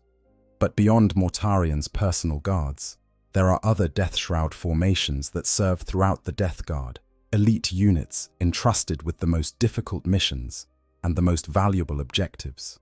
To be chosen for the Death Shroud is considered one of the highest honors within the Legion, as a recognition of both martial prowess and unwavering devotion to Mortarion and Nurgle. Another specialized formation within the Death Guard are the Plague Surgeons, warriors who combine the roles of apothecary and sorcerer in ways that are deeply unsettling. In Loyalist Space Marine chapters, apothecaries are responsible for maintaining the health of their brothers and harvesting gene seed from the fallen so that new Space Marines can be created. Death Guard Plague Surgeons perform similar functions, but twisted by Nurgle's influence. They heal their brothers by infecting them with new plagues that strengthen rather than weaken. They harvest gene seed, but the genetic material they collect is so thoroughly corrupted that any new Space Marine created from it will be born directly into Nurgle's service, bypassing the need for the gradual corruption that created the original Plague Marines. Plague Surgeons also serve as experimenters, constantly testing new diseases and biological weapons. They maintain laboratories aboard Death Guard ships and within fortresses on the Plague Planet, places where captured enemies are subjected to horrific experiments. These are not the cold, clinical experiments of Imperial scientists seeking knowledge. They are acts of worship, offerings to Nurgle that take the form of discovering new ways for bodies to fail, new variations of existing diseases, new methods of spreading corruption.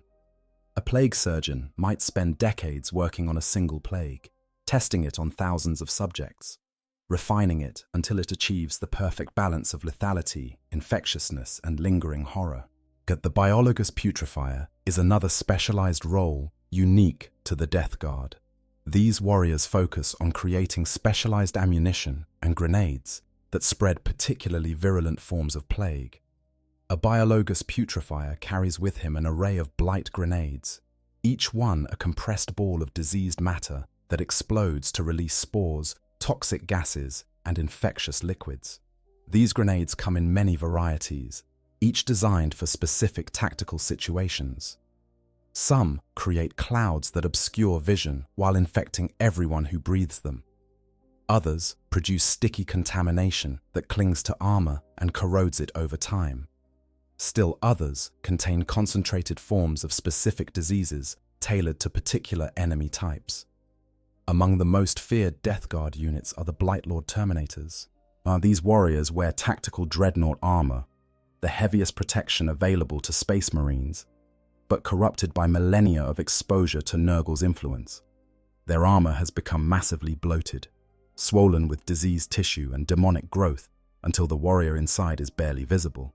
Yet, despite this apparent bulk, Blightlord Terminators move with surprising grace, teleporting directly into the heart of enemy formations, where their combi weapons and plague weapons can do maximum damage. What makes Blightlord Terminators particularly dangerous is their combination of resilience and firepower. The Terminator armor they wear was already incredibly protective before its corruption.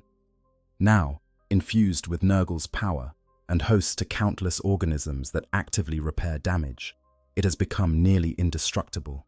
Their anti-tank weapons that would vaporize normal troops merely inconvenience Blightlord Terminators. Hits that penetrate their armor often strike diseased tissue that simply oozes and reforms rather than bleeding out. The warriors inside feel no pain and possess such phenomenal endurance that they can sustain damage that would kill anyone else 10 times over. The demon engines employed by the Death Guard deserve special attention, as they represent some of the most innovative and horrifying creations in Nurgle's service. Demon engines are machines that have been possessed by demons, creating hybrid entities that combine mechanical systems with demonic intelligence and supernatural power. The process of creating a demon engine is complex and dangerous, requiring the coordination of sorcerers, warpsmiths, and dark apostles. But the Death Guard have become masters of this art, producing demon engines that are perfectly suited to their style of warfare. The Fouetted Bloat Drone is perhaps the most iconic Death Guard demon engine. These machines resemble enormous flies, with rusted metal carapaces and tattered wings that seem too small to support their bulk. Yet they fly with disturbing agility, hovering over battlefields while raining death upon enemies below. The demons bound within bloat drones are particularly aggressive and spiteful, even by Nurgle's standards. Some scholars of demonology suggest that these are daemons who were insufficiently patient or contemplative for Nurgle's usual service, bound into fast-moving war machines where their aggression can be properly utilized. Bloat drones come in several configurations, each suited to different tactical roles. Those equipped with flesh mowers carry massive grinding implements that whirl with supernatural speed, capable of reducing entire squads to paste in seconds. The machines literally hover into enemy formations and begin grinding, their flesh mowers catching limbs and bodies and pulling them into the churning blades. The resulting spray of blood and meat becomes fuel for the bloat drone's other systems, creating a grotesque cycle where the more enemies the machine kills, the more energized it becomes. Other bloat drones mount plague spitters, weapons that spray streams of toxic sludge across wide areas. This substance is intensely caustic, eating through armor and flesh with equal efficiency, while also carrying concentrated forms of multiple diseases. The enemies who survive being hit by plague spitters often wish they had died, as the combination of chemical burns and rapidly progressing infections causes agony that can last for days before death finally brings release. The most insidious aspect of plague spitters is that the contamination they spread persists long after the attack, creating zones of death that remain lethal for weeks or months. A third variant of bloat drone carries heavy blight launchers, longer-ranged weapons that fire explosive shells containing spore clusters. These shells can arc over intervening terrain to strike enemies in cover, bursting to release clouds of infectious material that spread through the air. The spores released by blight launcher shells are particularly resilient, capable of surviving in hostile environments for extended periods, and ensuring that battlefields where they have been used remain contaminated long after the fighting has ended. The Plague Burst Crawler represents Mortarian's personal contribution to Death Guard engineering. Frustrated by what he saw as the limitations of Imperial artillery, Mortarian spent months locked in his personal forges on the Plague planet, designing a mobile artillery piece that would embody his vision of perfect siege warfare. The result is a tracked vehicle that mounts a massive mortar called a Plague Burst mortar, capable of firing shells that combine explosive power with demonic corruption. Each shell fired by a Plague Burst mortar contains not just conventional explosives, but also compressed clouds of demonic spores. When the shell impacts, it creates a massive explosion that sprays infected shrapnel across a wide radius. But the true horror comes after the initial blast, as the spore cloud expands to fill an even larger area. These spores eat through virtually any form of protection, corroding armor, dissolving flesh, infecting everything they touch with multiple varieties of plague. Areas hit by plague burst mortars become death zones where nothing can survive, where even the ground itself becomes contaminated beyond any hope of cleansing. The demon bound within each plague burst crawler is carefully selected for patience and precision.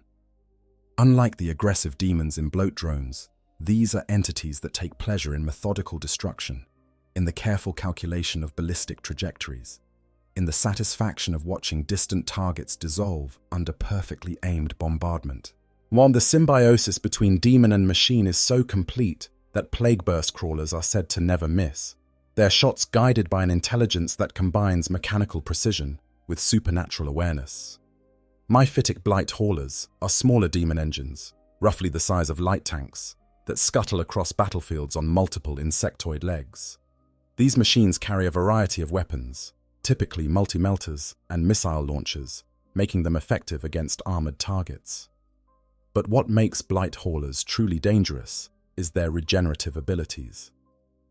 The demon within each blight hauler can rapidly repair damage to the machine's hull, regrowing destroyed components from biomechanical matter that seems to appear from nowhere.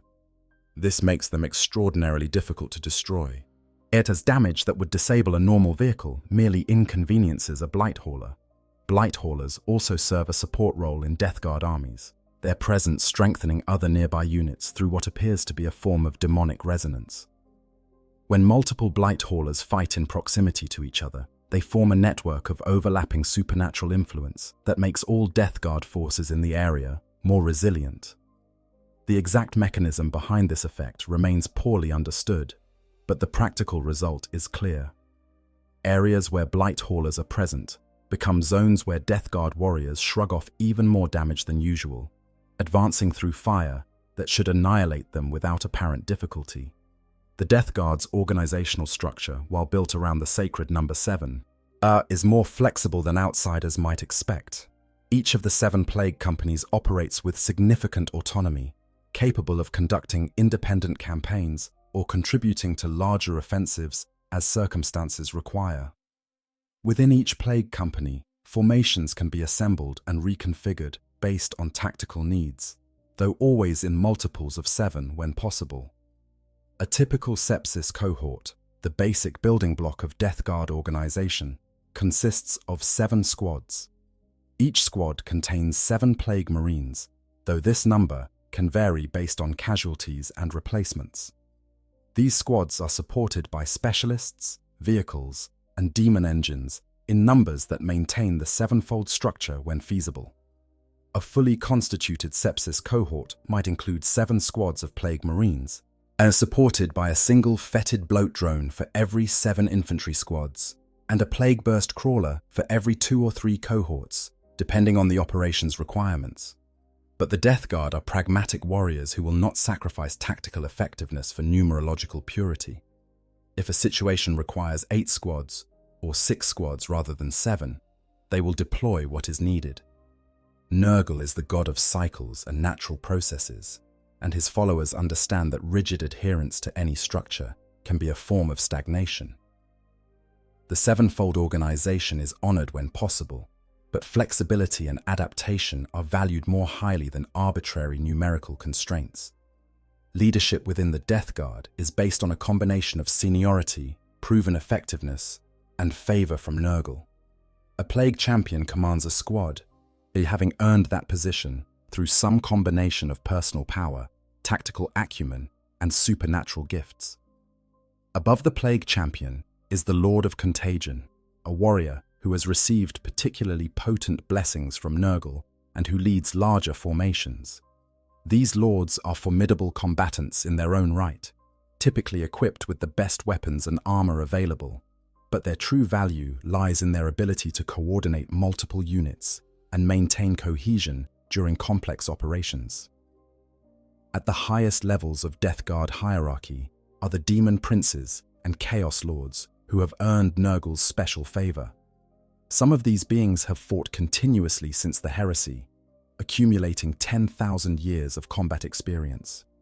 Others are more recent ascensions, warriors who demonstrated exceptional devotion or achieved particularly impressive acts of corruption. These leaders command entire plague companies or oversee specific regions of the Death Guard's domain. Their word is law within their sphere of influence, though they ultimately answer to Mortarion and, through him, to Nurgle. The relationship between these various levels of leadership can be complex.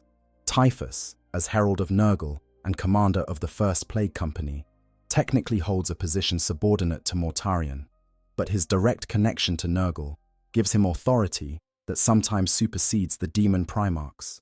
This has led to conflicts where Typhus acts against Mortarion's wishes, claiming he is following Nurgle's direct commands. Other powerful Death Guard leaders navigate similar tensions, balancing their loyalty to the Legion against their devotion to the Plague God, always aware that their position depends on maintaining both.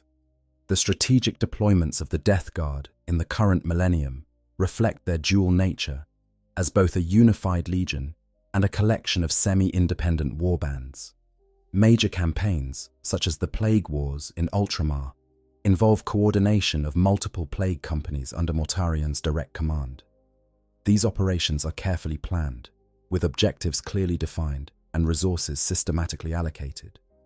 Mortarian's methodical nature ensures that nothing is left to chance when the entire legion mobilizes.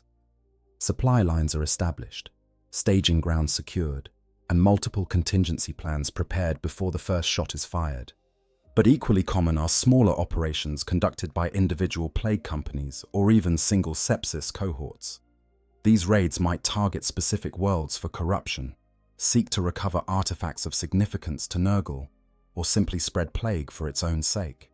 A Chaos Lord leading such an operation has considerable latitude in choosing targets and methods, constrained only by the need to avoid interfering with larger Legion activities and to ensure that his actions ultimately serve Nurgle's interests. The coordination between these different levels of operation is facilitated by the Death Guard's unique approach to communication. In most armies, coordination requires extensive use of Vox networks, messengers, and command hierarchies to ensure that different units work toward common goals. But the Death Guard rely on these conventional methods when necessary, but they also benefit from a form of supernatural awareness that comes from their devotion to Nurgle. Plague Marines serving the same master can sense each other's presence and general intentions, allowing for coordination that appears almost telepathic to observers.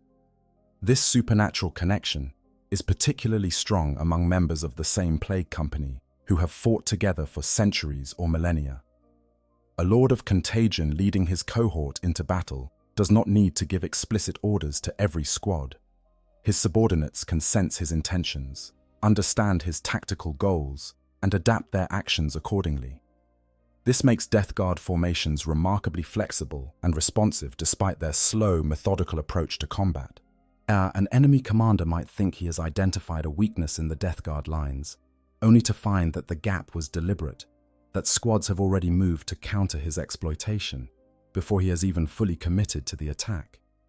The deployment of Death Guard forces begins long before their armies actually arrive on a target world.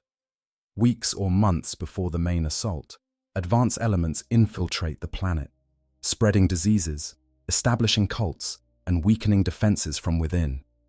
These advanced forces might consist of only a handful of Plague Marines, or even no Death Guard at all, just cultists who have been infected with specific plagues and sent to spread them. By the time the main Death Guard force arrives, the defenders are already weakened, demoralized, struggling with disease outbreaks that tax their medical resources and sap their will to resist. When the Death Guard finally make their assault, they do so with an overwhelming application of force designed to break the enemy's ability to resist. Initial bombardments, using plague burst crawlers and other artillery, saturate defensive positions with toxic spores and infectious agents. This is followed by the insertion of drop pods containing Plague Marines, who establish beachheads in key locations. These initial forces are supported by bloat drones and other fast-moving units that sweep around flanks and strike at vulnerable rear areas. The main Death Guard advance then begins, a slow, inexorable push forward that grinds down any remaining resistance. Plague Marine infantry formations march forward in loose lines, as their spacing calculated to maximize coverage while minimizing vulnerability to artillery. They advance through the contaminated zones created by their own bombardments without difficulty, protected by their immunity to disease. The enemy, forced to fight in protective gear or risk infection, finds their combat effectiveness severely degraded even before physical contact is made. As the Death Guard close on enemy positions, the true horror of fighting them becomes apparent. Conventional weapons have reduced effectiveness against Plague Marines, who shrug off wounds that would kill anyone else. Energy weapons that would vaporize normal targets simply burn away corrupted flesh that regenerates almost as fast as it is destroyed. Heavy weapons that could punch through tank armor might penetrate Plague Marine plate. But the warriors keep fighting despite injuries that have destroyed vital organs. Some Plague Marines continue combat even after being decapitated, their bodies controlled by the demons and parasites that inhabit them rather than by their original nervous systems. When Death Guard forces finally overrun enemy positions, the slaughter is systematic and thorough. Plague Marines methodically clear buildings and bunkers, their resilience allowing them to simply walk through ambushes and traps that would annihilate normal assault troops. They do not take prisoners in the conventional sense. Those enemies who survive initial contact are infected with various plagues, then released or left behind to spread disease among their own people. This serves multiple purposes. It weakens remaining enemy forces, spreads terror and demoralization, and creates new vectors for further infection. The aftermath of a Death Guard assault is in some ways more horrible than the battle itself.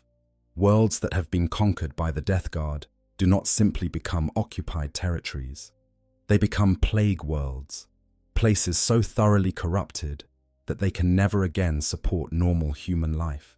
The atmosphere becomes toxic, the water undrinkable, the soil contaminated to such depths that nothing healthy can grow. Survivors, if any remain, are transformed into disease-racked wretches who live in constant agony, their existence prolonged by Nurgle's power specifically so they can continue to suffer and spread infection. Some conquered worlds are absorbed directly into Nurgle's domain, becoming demon worlds where the laws of nature cease to apply, and reality itself bends to the plague god's will. These worlds become new gardens for Nurgle, places where diseases are cultivated like crops, where new plagues are bred and tested before being unleashed on the wider galaxy. The human populations of these worlds, those who survive the initial corruption, become perpetual test subjects and worshippers, their lives dedicated to serving Nurgle through suffering. Other worlds are left nominally within real space, but so corrupted that they serve as staging grounds for future Death Guard operations. These plague worlds become recruitment centers where new cultists are indoctrinated, production facilities where plague weapons are manufactured, and rest areas where Death Guard forces can recuperate between campaigns.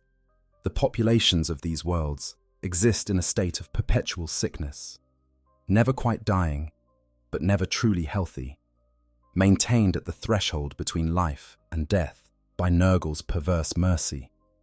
The psychological impact of facing the Death Guard cannot be overstated. Morale, that intangible quality that determines whether soldiers will stand and fight or break and run, is systematically destroyed by the Death Guard's very presence. Defenders watch as their comrades succumb to diseases that appear without warning. They see plague marines advancing through fire that should stop any enemy, shrugging off wounds that should be lethal, continuing forward with the inevitability of death itself. The knowledge that even if you win the battle, you might still die from disease contracted during the fighting, and creates a despair that weakens the will to resist. This psychological warfare is deliberate and calculated. The Death Guard understand that breaking an enemy's will is often more effective than destroying their physical forces.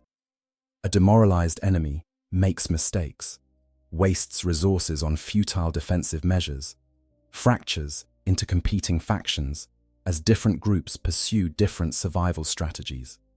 By the time the Death Guard actually engage in close combat, the enemy is already defeated in spirit, their physical destruction merely a formality. The broader strategic implications of Death Guard campaigns extend far beyond the immediate tactical victories. Each world they corrupt becomes a source of disease that can spread to neighboring systems. And trade routes become vectors for plague transmission, as infected cargo and passengers carry contagion to new worlds. Refugee flows spread disease to places that had never been touched by Death Guard forces directly.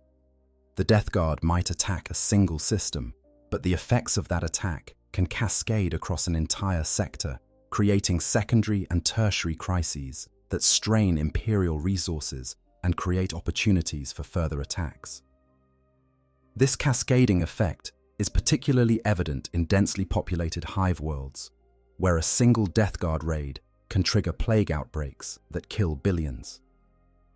The tightly packed populations of hive cities, the recycled air and water systems, the limited medical resources spread across massive populations all create perfect conditions for disease transmission. A plague marine might spend only hours on a hive world surface, infecting a few dozen people directly, yet within weeks, the entire hive can be consumed by plague. The Imperium's response to such outbreaks, often involving quarantine and exterminatus, plays directly into the Death Guard's strategic goals by destroying valuable Imperial worlds and resources. The Death Guard's approach to terror warfare extends beyond biological weapons to include psychological operations that exploit the deepest fears of their enemies. They broadcast Vox transmissions that describe in horrific detail the diseases they carry and the suffering they inflict. They leave behind survivors specifically chosen to spread tales of what they witnessed, ensuring that rumors of Death Guard atrocities spread faster than the Plague Marines themselves. They desecrate holy sites and cultural monuments, coating them with filth and corruption, demonstrating that nothing is sacred, that everything eventually succumbs to rot. In this comprehensive understanding of the Death Guard, we see an enemy that operates on multiple levels simultaneously. They are warriors who fight with conventional weapons and tactics, employing strategies refined over 10,000 years of continuous warfare. They are biological warfare specialists who wield diseases as precisely as others wield blades. They are supernatural entities empowered by a chaos god whose nature embodies decay and despair. And they are former heroes whose fall from grace serves as a warning about the corrupting influence of suffering and the dangerous seduction of promises to end pain. Yes, the tragedy of the Death Guard is that they were once exactly what the Imperium needed: reliable, resilient, capable of enduring the worst conditions the galaxy could produce. Had they remained loyal, had Mortarion been able to overcome his resentment toward the Emperor, had Tifon's corruption been discovered and prevented, the Death Guard could have been instrumental in maintaining the Imperium through the 10 millennia since the heresy. Instead, they became one of its greatest threats, proof that even the strongest defenses can be breached, that even the most reliable servants can fail, that corruption can find purchase in the most unexpected places. To truly understand the Death Guard as they exist in the current millennium, we must examine some of the individual champions and lords who lead their forces. And for these beings embody the various aspects of Nurgle's corruption and demonstrate the different paths a warrior can take after pledging themselves to the Plague God. Each has their own story, their own specialization, their own approach to spreading Nurgle's gifts across the galaxy. Typhus the Traveler, herald of Nurgle and host of the Destroyer Hive, remains the most famous and feared of Death Guard champions after Mortarion himself.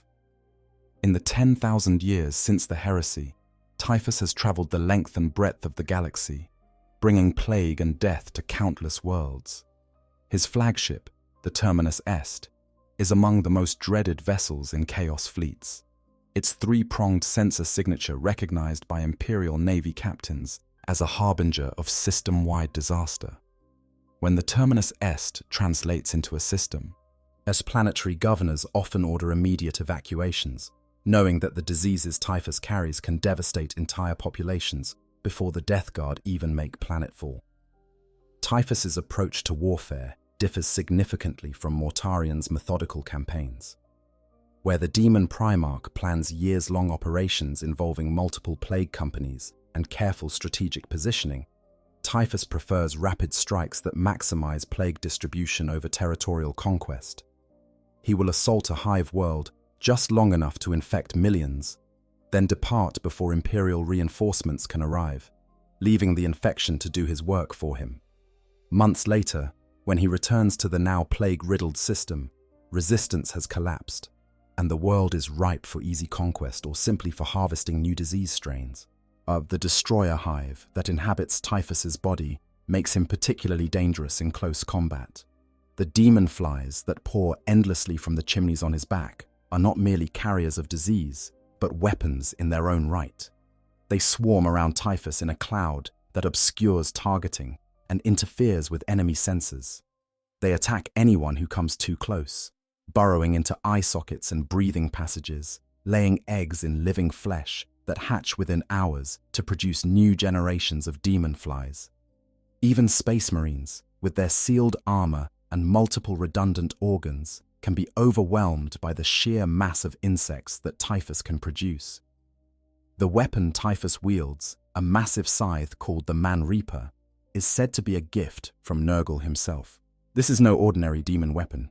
Yet the Man Reaper can cut through armor and flesh with supernatural ease, but its true power lies in its ability to drain the life force from those it strikes.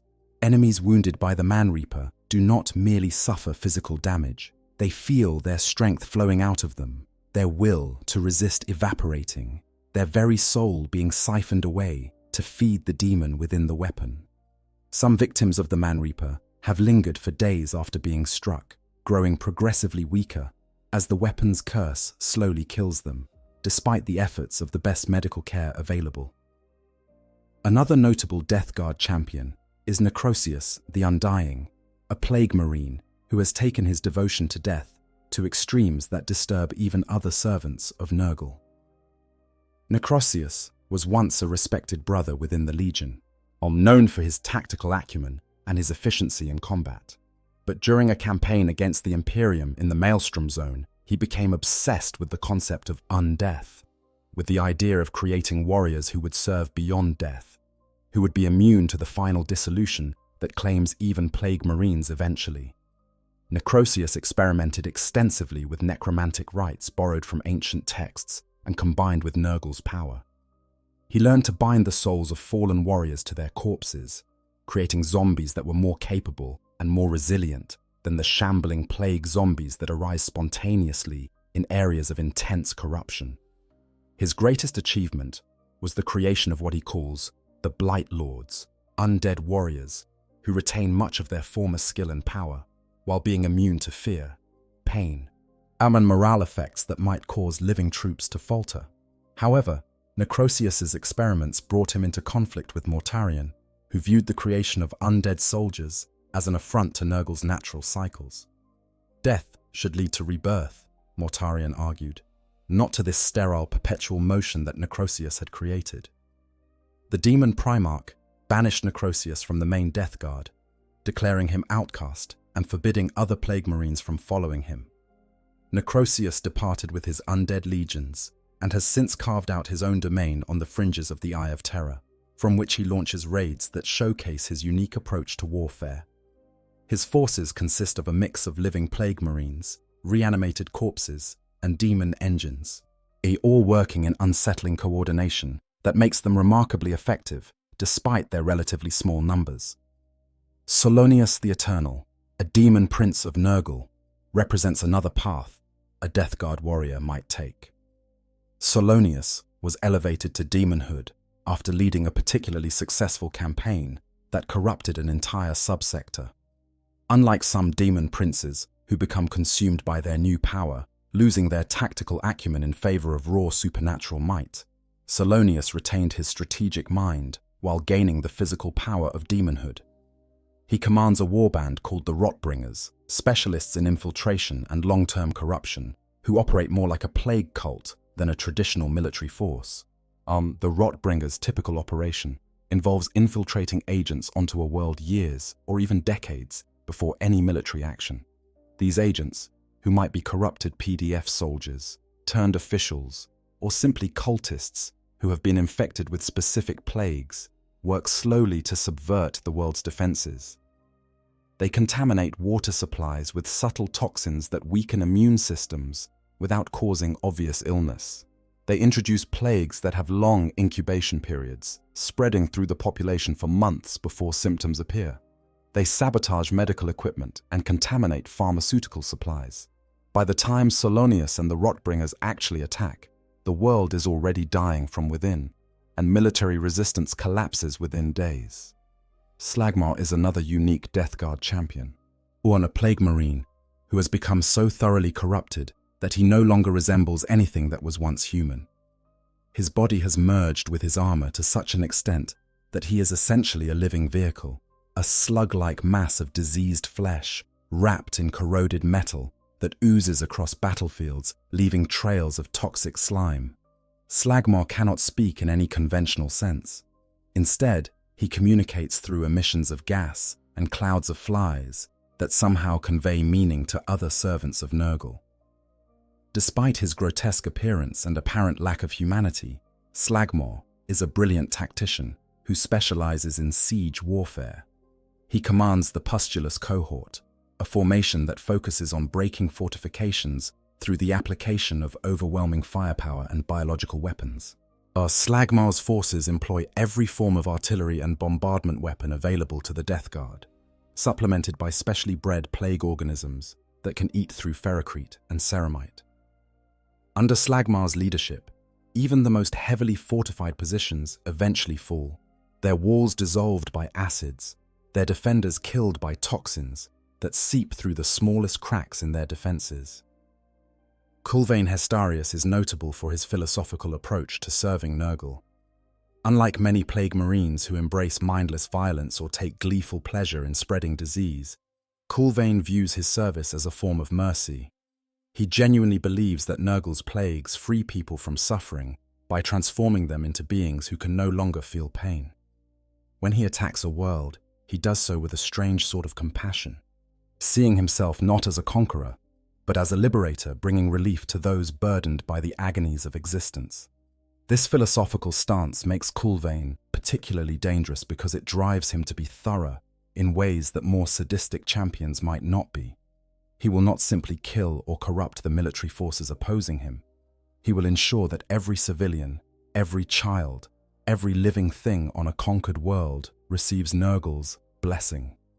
His forces conduct systematic sweeps of conquered territories, hunting down anyone who might have escaped infection, ensuring that no one is left behind who might later suffer the pain of remaining unenlightened.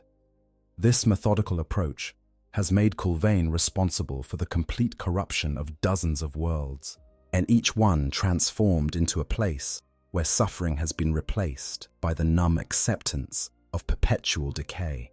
Among the youngest of the notable Death Guard champions is Vorks of the Lords of Silence warband. Unlike most Plague Marines who have fought since the Heresy, Vorks was created relatively recently, using gene seed harvested from fallen Death Guard.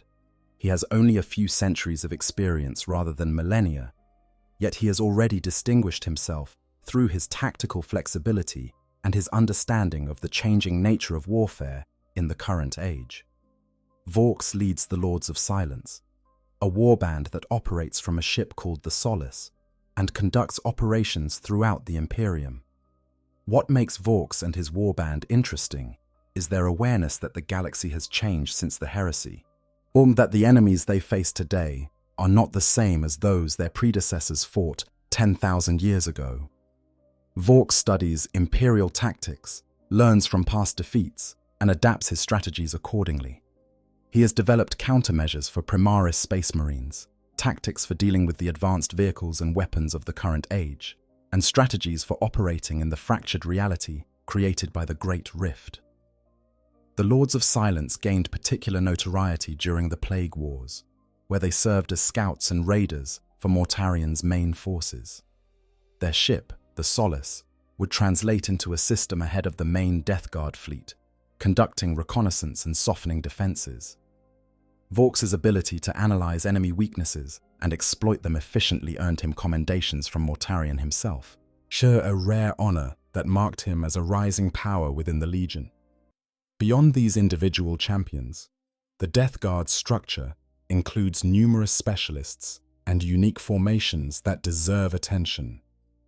The Noxious Blightbringers are warriors who carry ancient icons and plague censers, spreading disease through ritualized methods that combine religious devotion with biological warfare.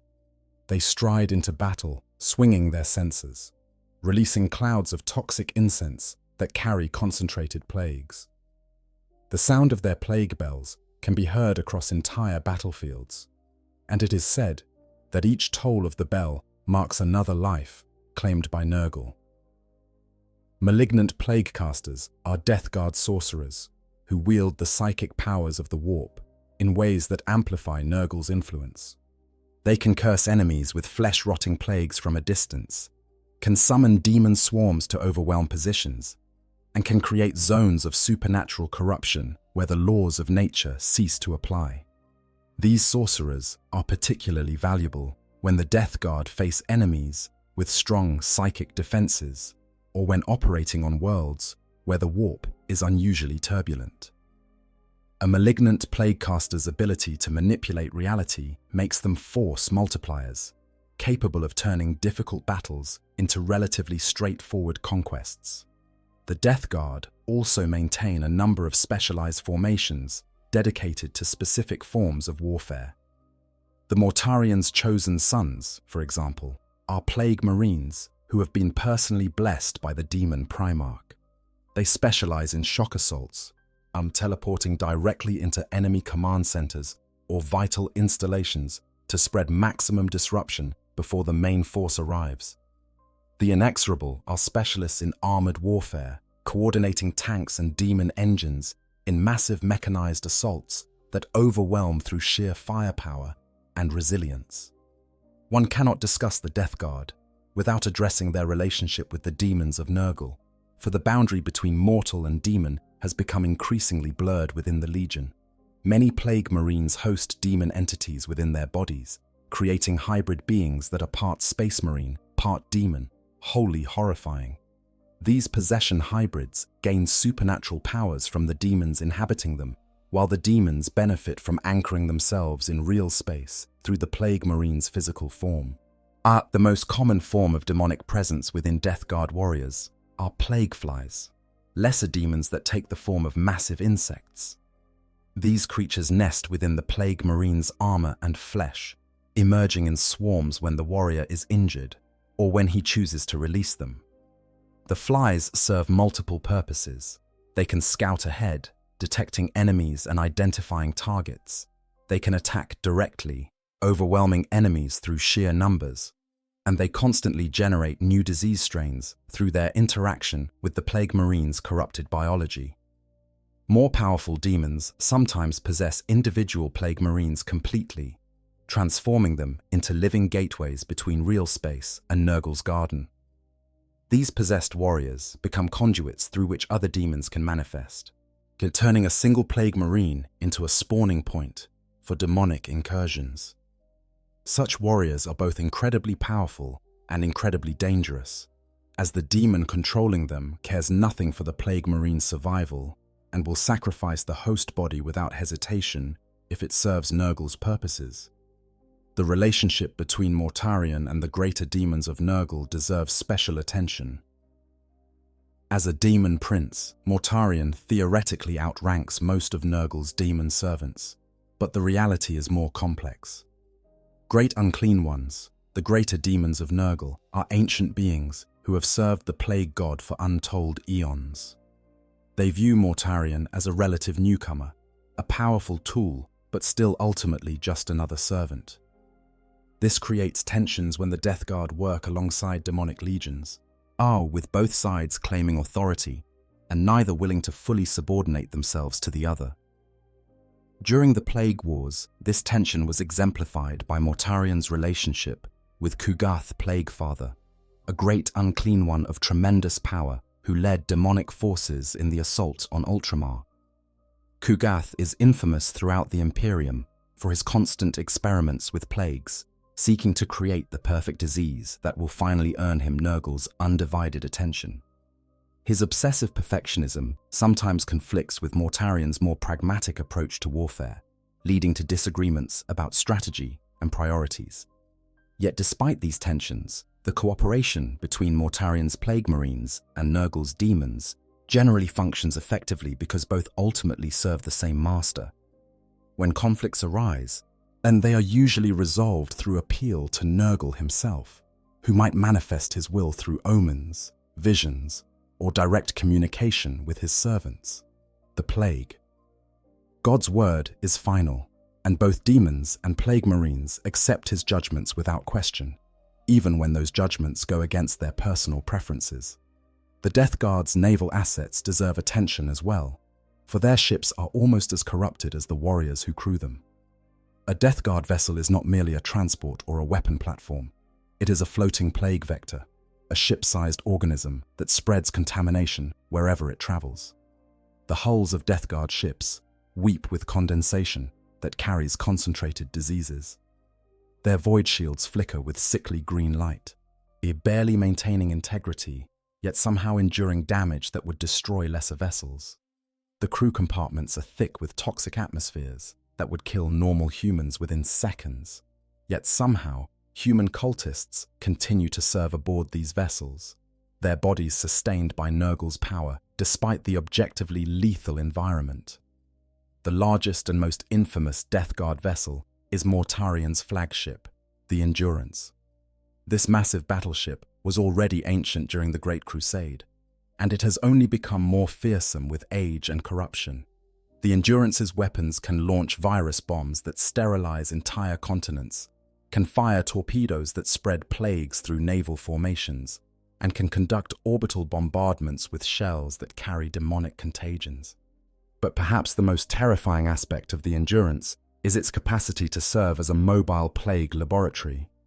Deep within its bowels, Mortarion maintains research facilities where new diseases are developed, tested, and refined before being unleashed upon the Imperium.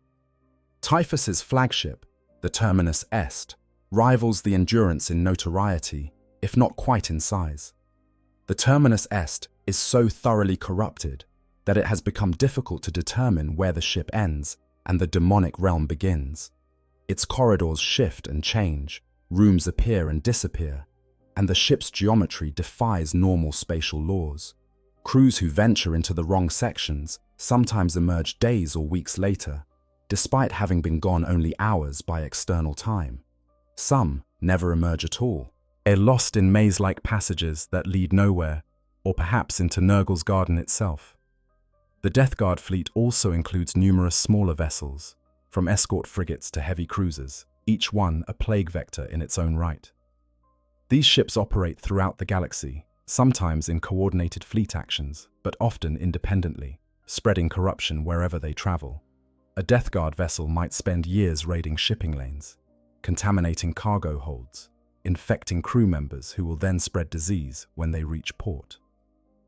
The cumulative effect of these naval operations is difficult to quantify, but undoubtedly significant, as trade routes become vectors for plague transmission and previously safe sectors become quarantine zones. The strategic importance of certain locations to the Death Guard extends beyond the plague planet itself. Throughout the galaxy, there exist hidden enclaves, corrupted worlds, and secret bases where Death Guard forces can refit, resupply, and recruit new cultists. Some of these locations are within the Eye of Terror or the Maelstrom, regions where the warp intrudes into real space and chaos forces can operate openly. Others are hidden within the Imperium itself, on worlds that appear normal on the surface, but harbor Death Guard cells in their depths. The Scourge Stars, corrupted during the opening phases of the Plague Wars, represent the Death Guard's most significant territorial holding outside the Eye of Terror.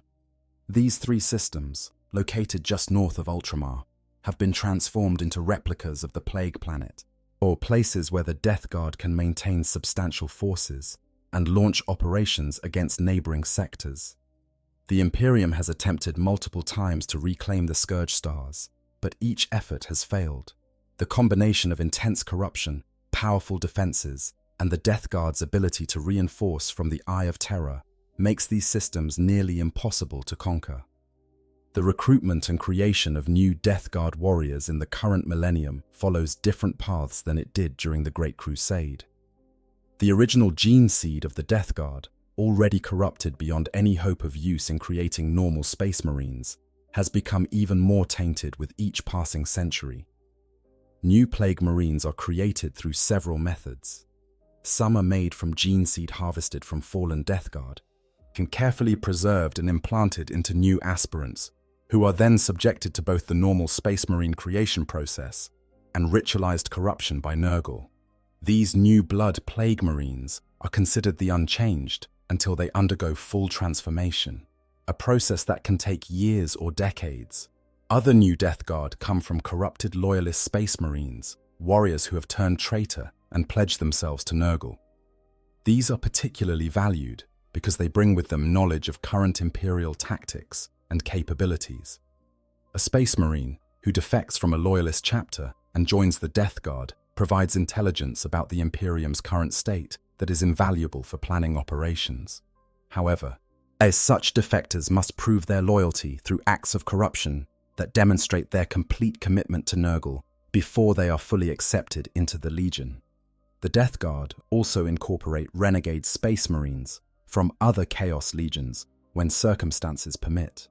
A World Eater who tires of constant bloodshed might seek service with Nurgle, finding a different kind of release in the numb acceptance of decay.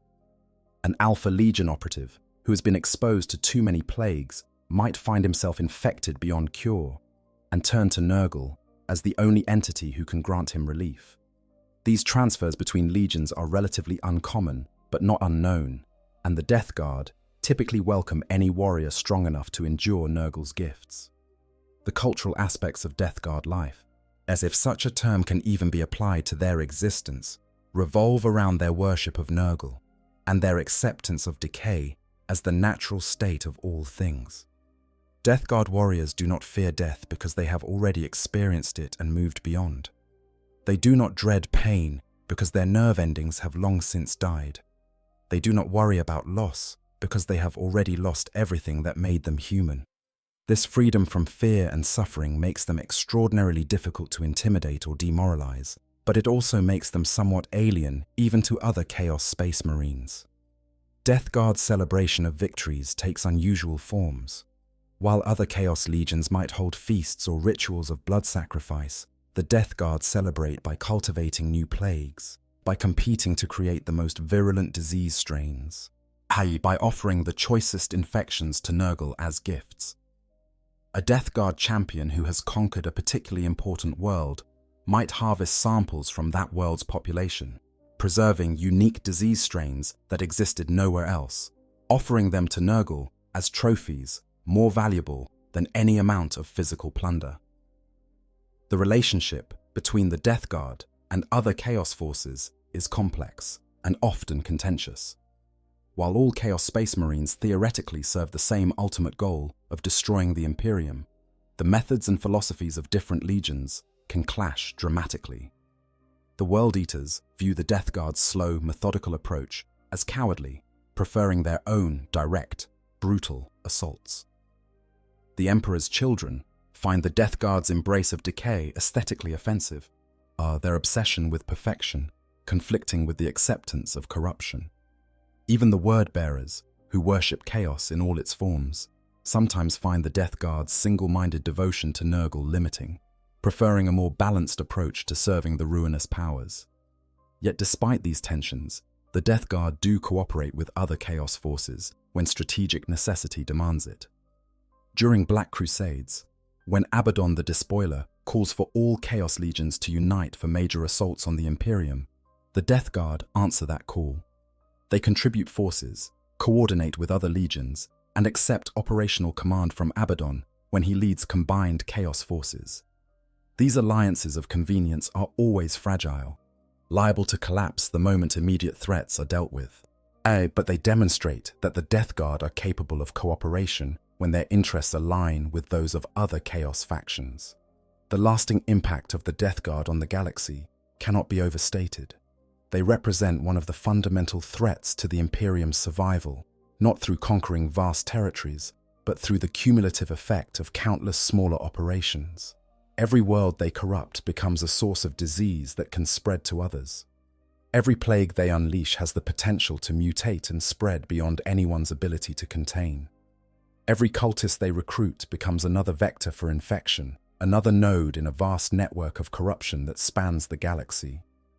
Looking forward, the Death Guard's threat is only likely to grow. The opening of the Great Rift has weakened the barrier between real space and the warp, making it easier for demon entities to manifest and for chaos corruption to spread. The Death Guard have taken advantage of this new reality, launching operations on a scale not seen since the heresy. Their establishment of the Scourge Stars provides them with a permanent foothold in real space from which they can project power across entire sectors. And Mortarion, no longer content to simply raid from the Eye of Terror, has begun planning campaigns that aim not just to conquer worlds, but to fundamentally transform entire regions of space into extensions of Nurgle's garden. The question of whether the Death Guard can be stopped, whether their advance can be reversed, whether the corruption they spread can be cleansed, remains one of the Imperium's most pressing concerns. Some within the Inquisition argue that the only solution is exterminatus, the complete sterilization of any world touched by Death Guard plagues. Others believe that with sufficient resources and time, even Death Guard corruption can be purified, that worlds can be saved rather than destroyed. This debate continues, even as the Death Guard advance and more worlds fall to their influence. For the soldiers who must face the Death Guard in battle, there is only the grim knowledge that they face an enemy who cannot be demoralized, cannot be frightened, and can barely be killed. The best hope is containment, preventing the Death Guard from spreading beyond the worlds they attack, accepting the loss of those worlds in exchange for protecting others. It is a strategy of triage, as of calculated sacrifice, of accepting terrible losses in the hope of preventing even greater catastrophes. If you found this journey through the dark history of the Death Guard compelling, I encourage you to like this video and subscribe to the channel. There are many more stories to tell in the grim darkness of the 41st millennium. Tales of other legions who fell or stood firm, accounts of battles that shook worlds, narratives of individuals who made choices that echoed across the millennia. The Death Guard are but one thread in the vast and terrible story of Warhammer 40,000, and there is always more to explore, always deeper into the darkness we can venture together. Until next time, stay vigilant, and remember that in the far future, there is only war. I hope you guys enjoyed the story. Make sure to hit the subscribe, like, share button, whatever you want. Give me some feedback if there's any. And yeah, sleep well.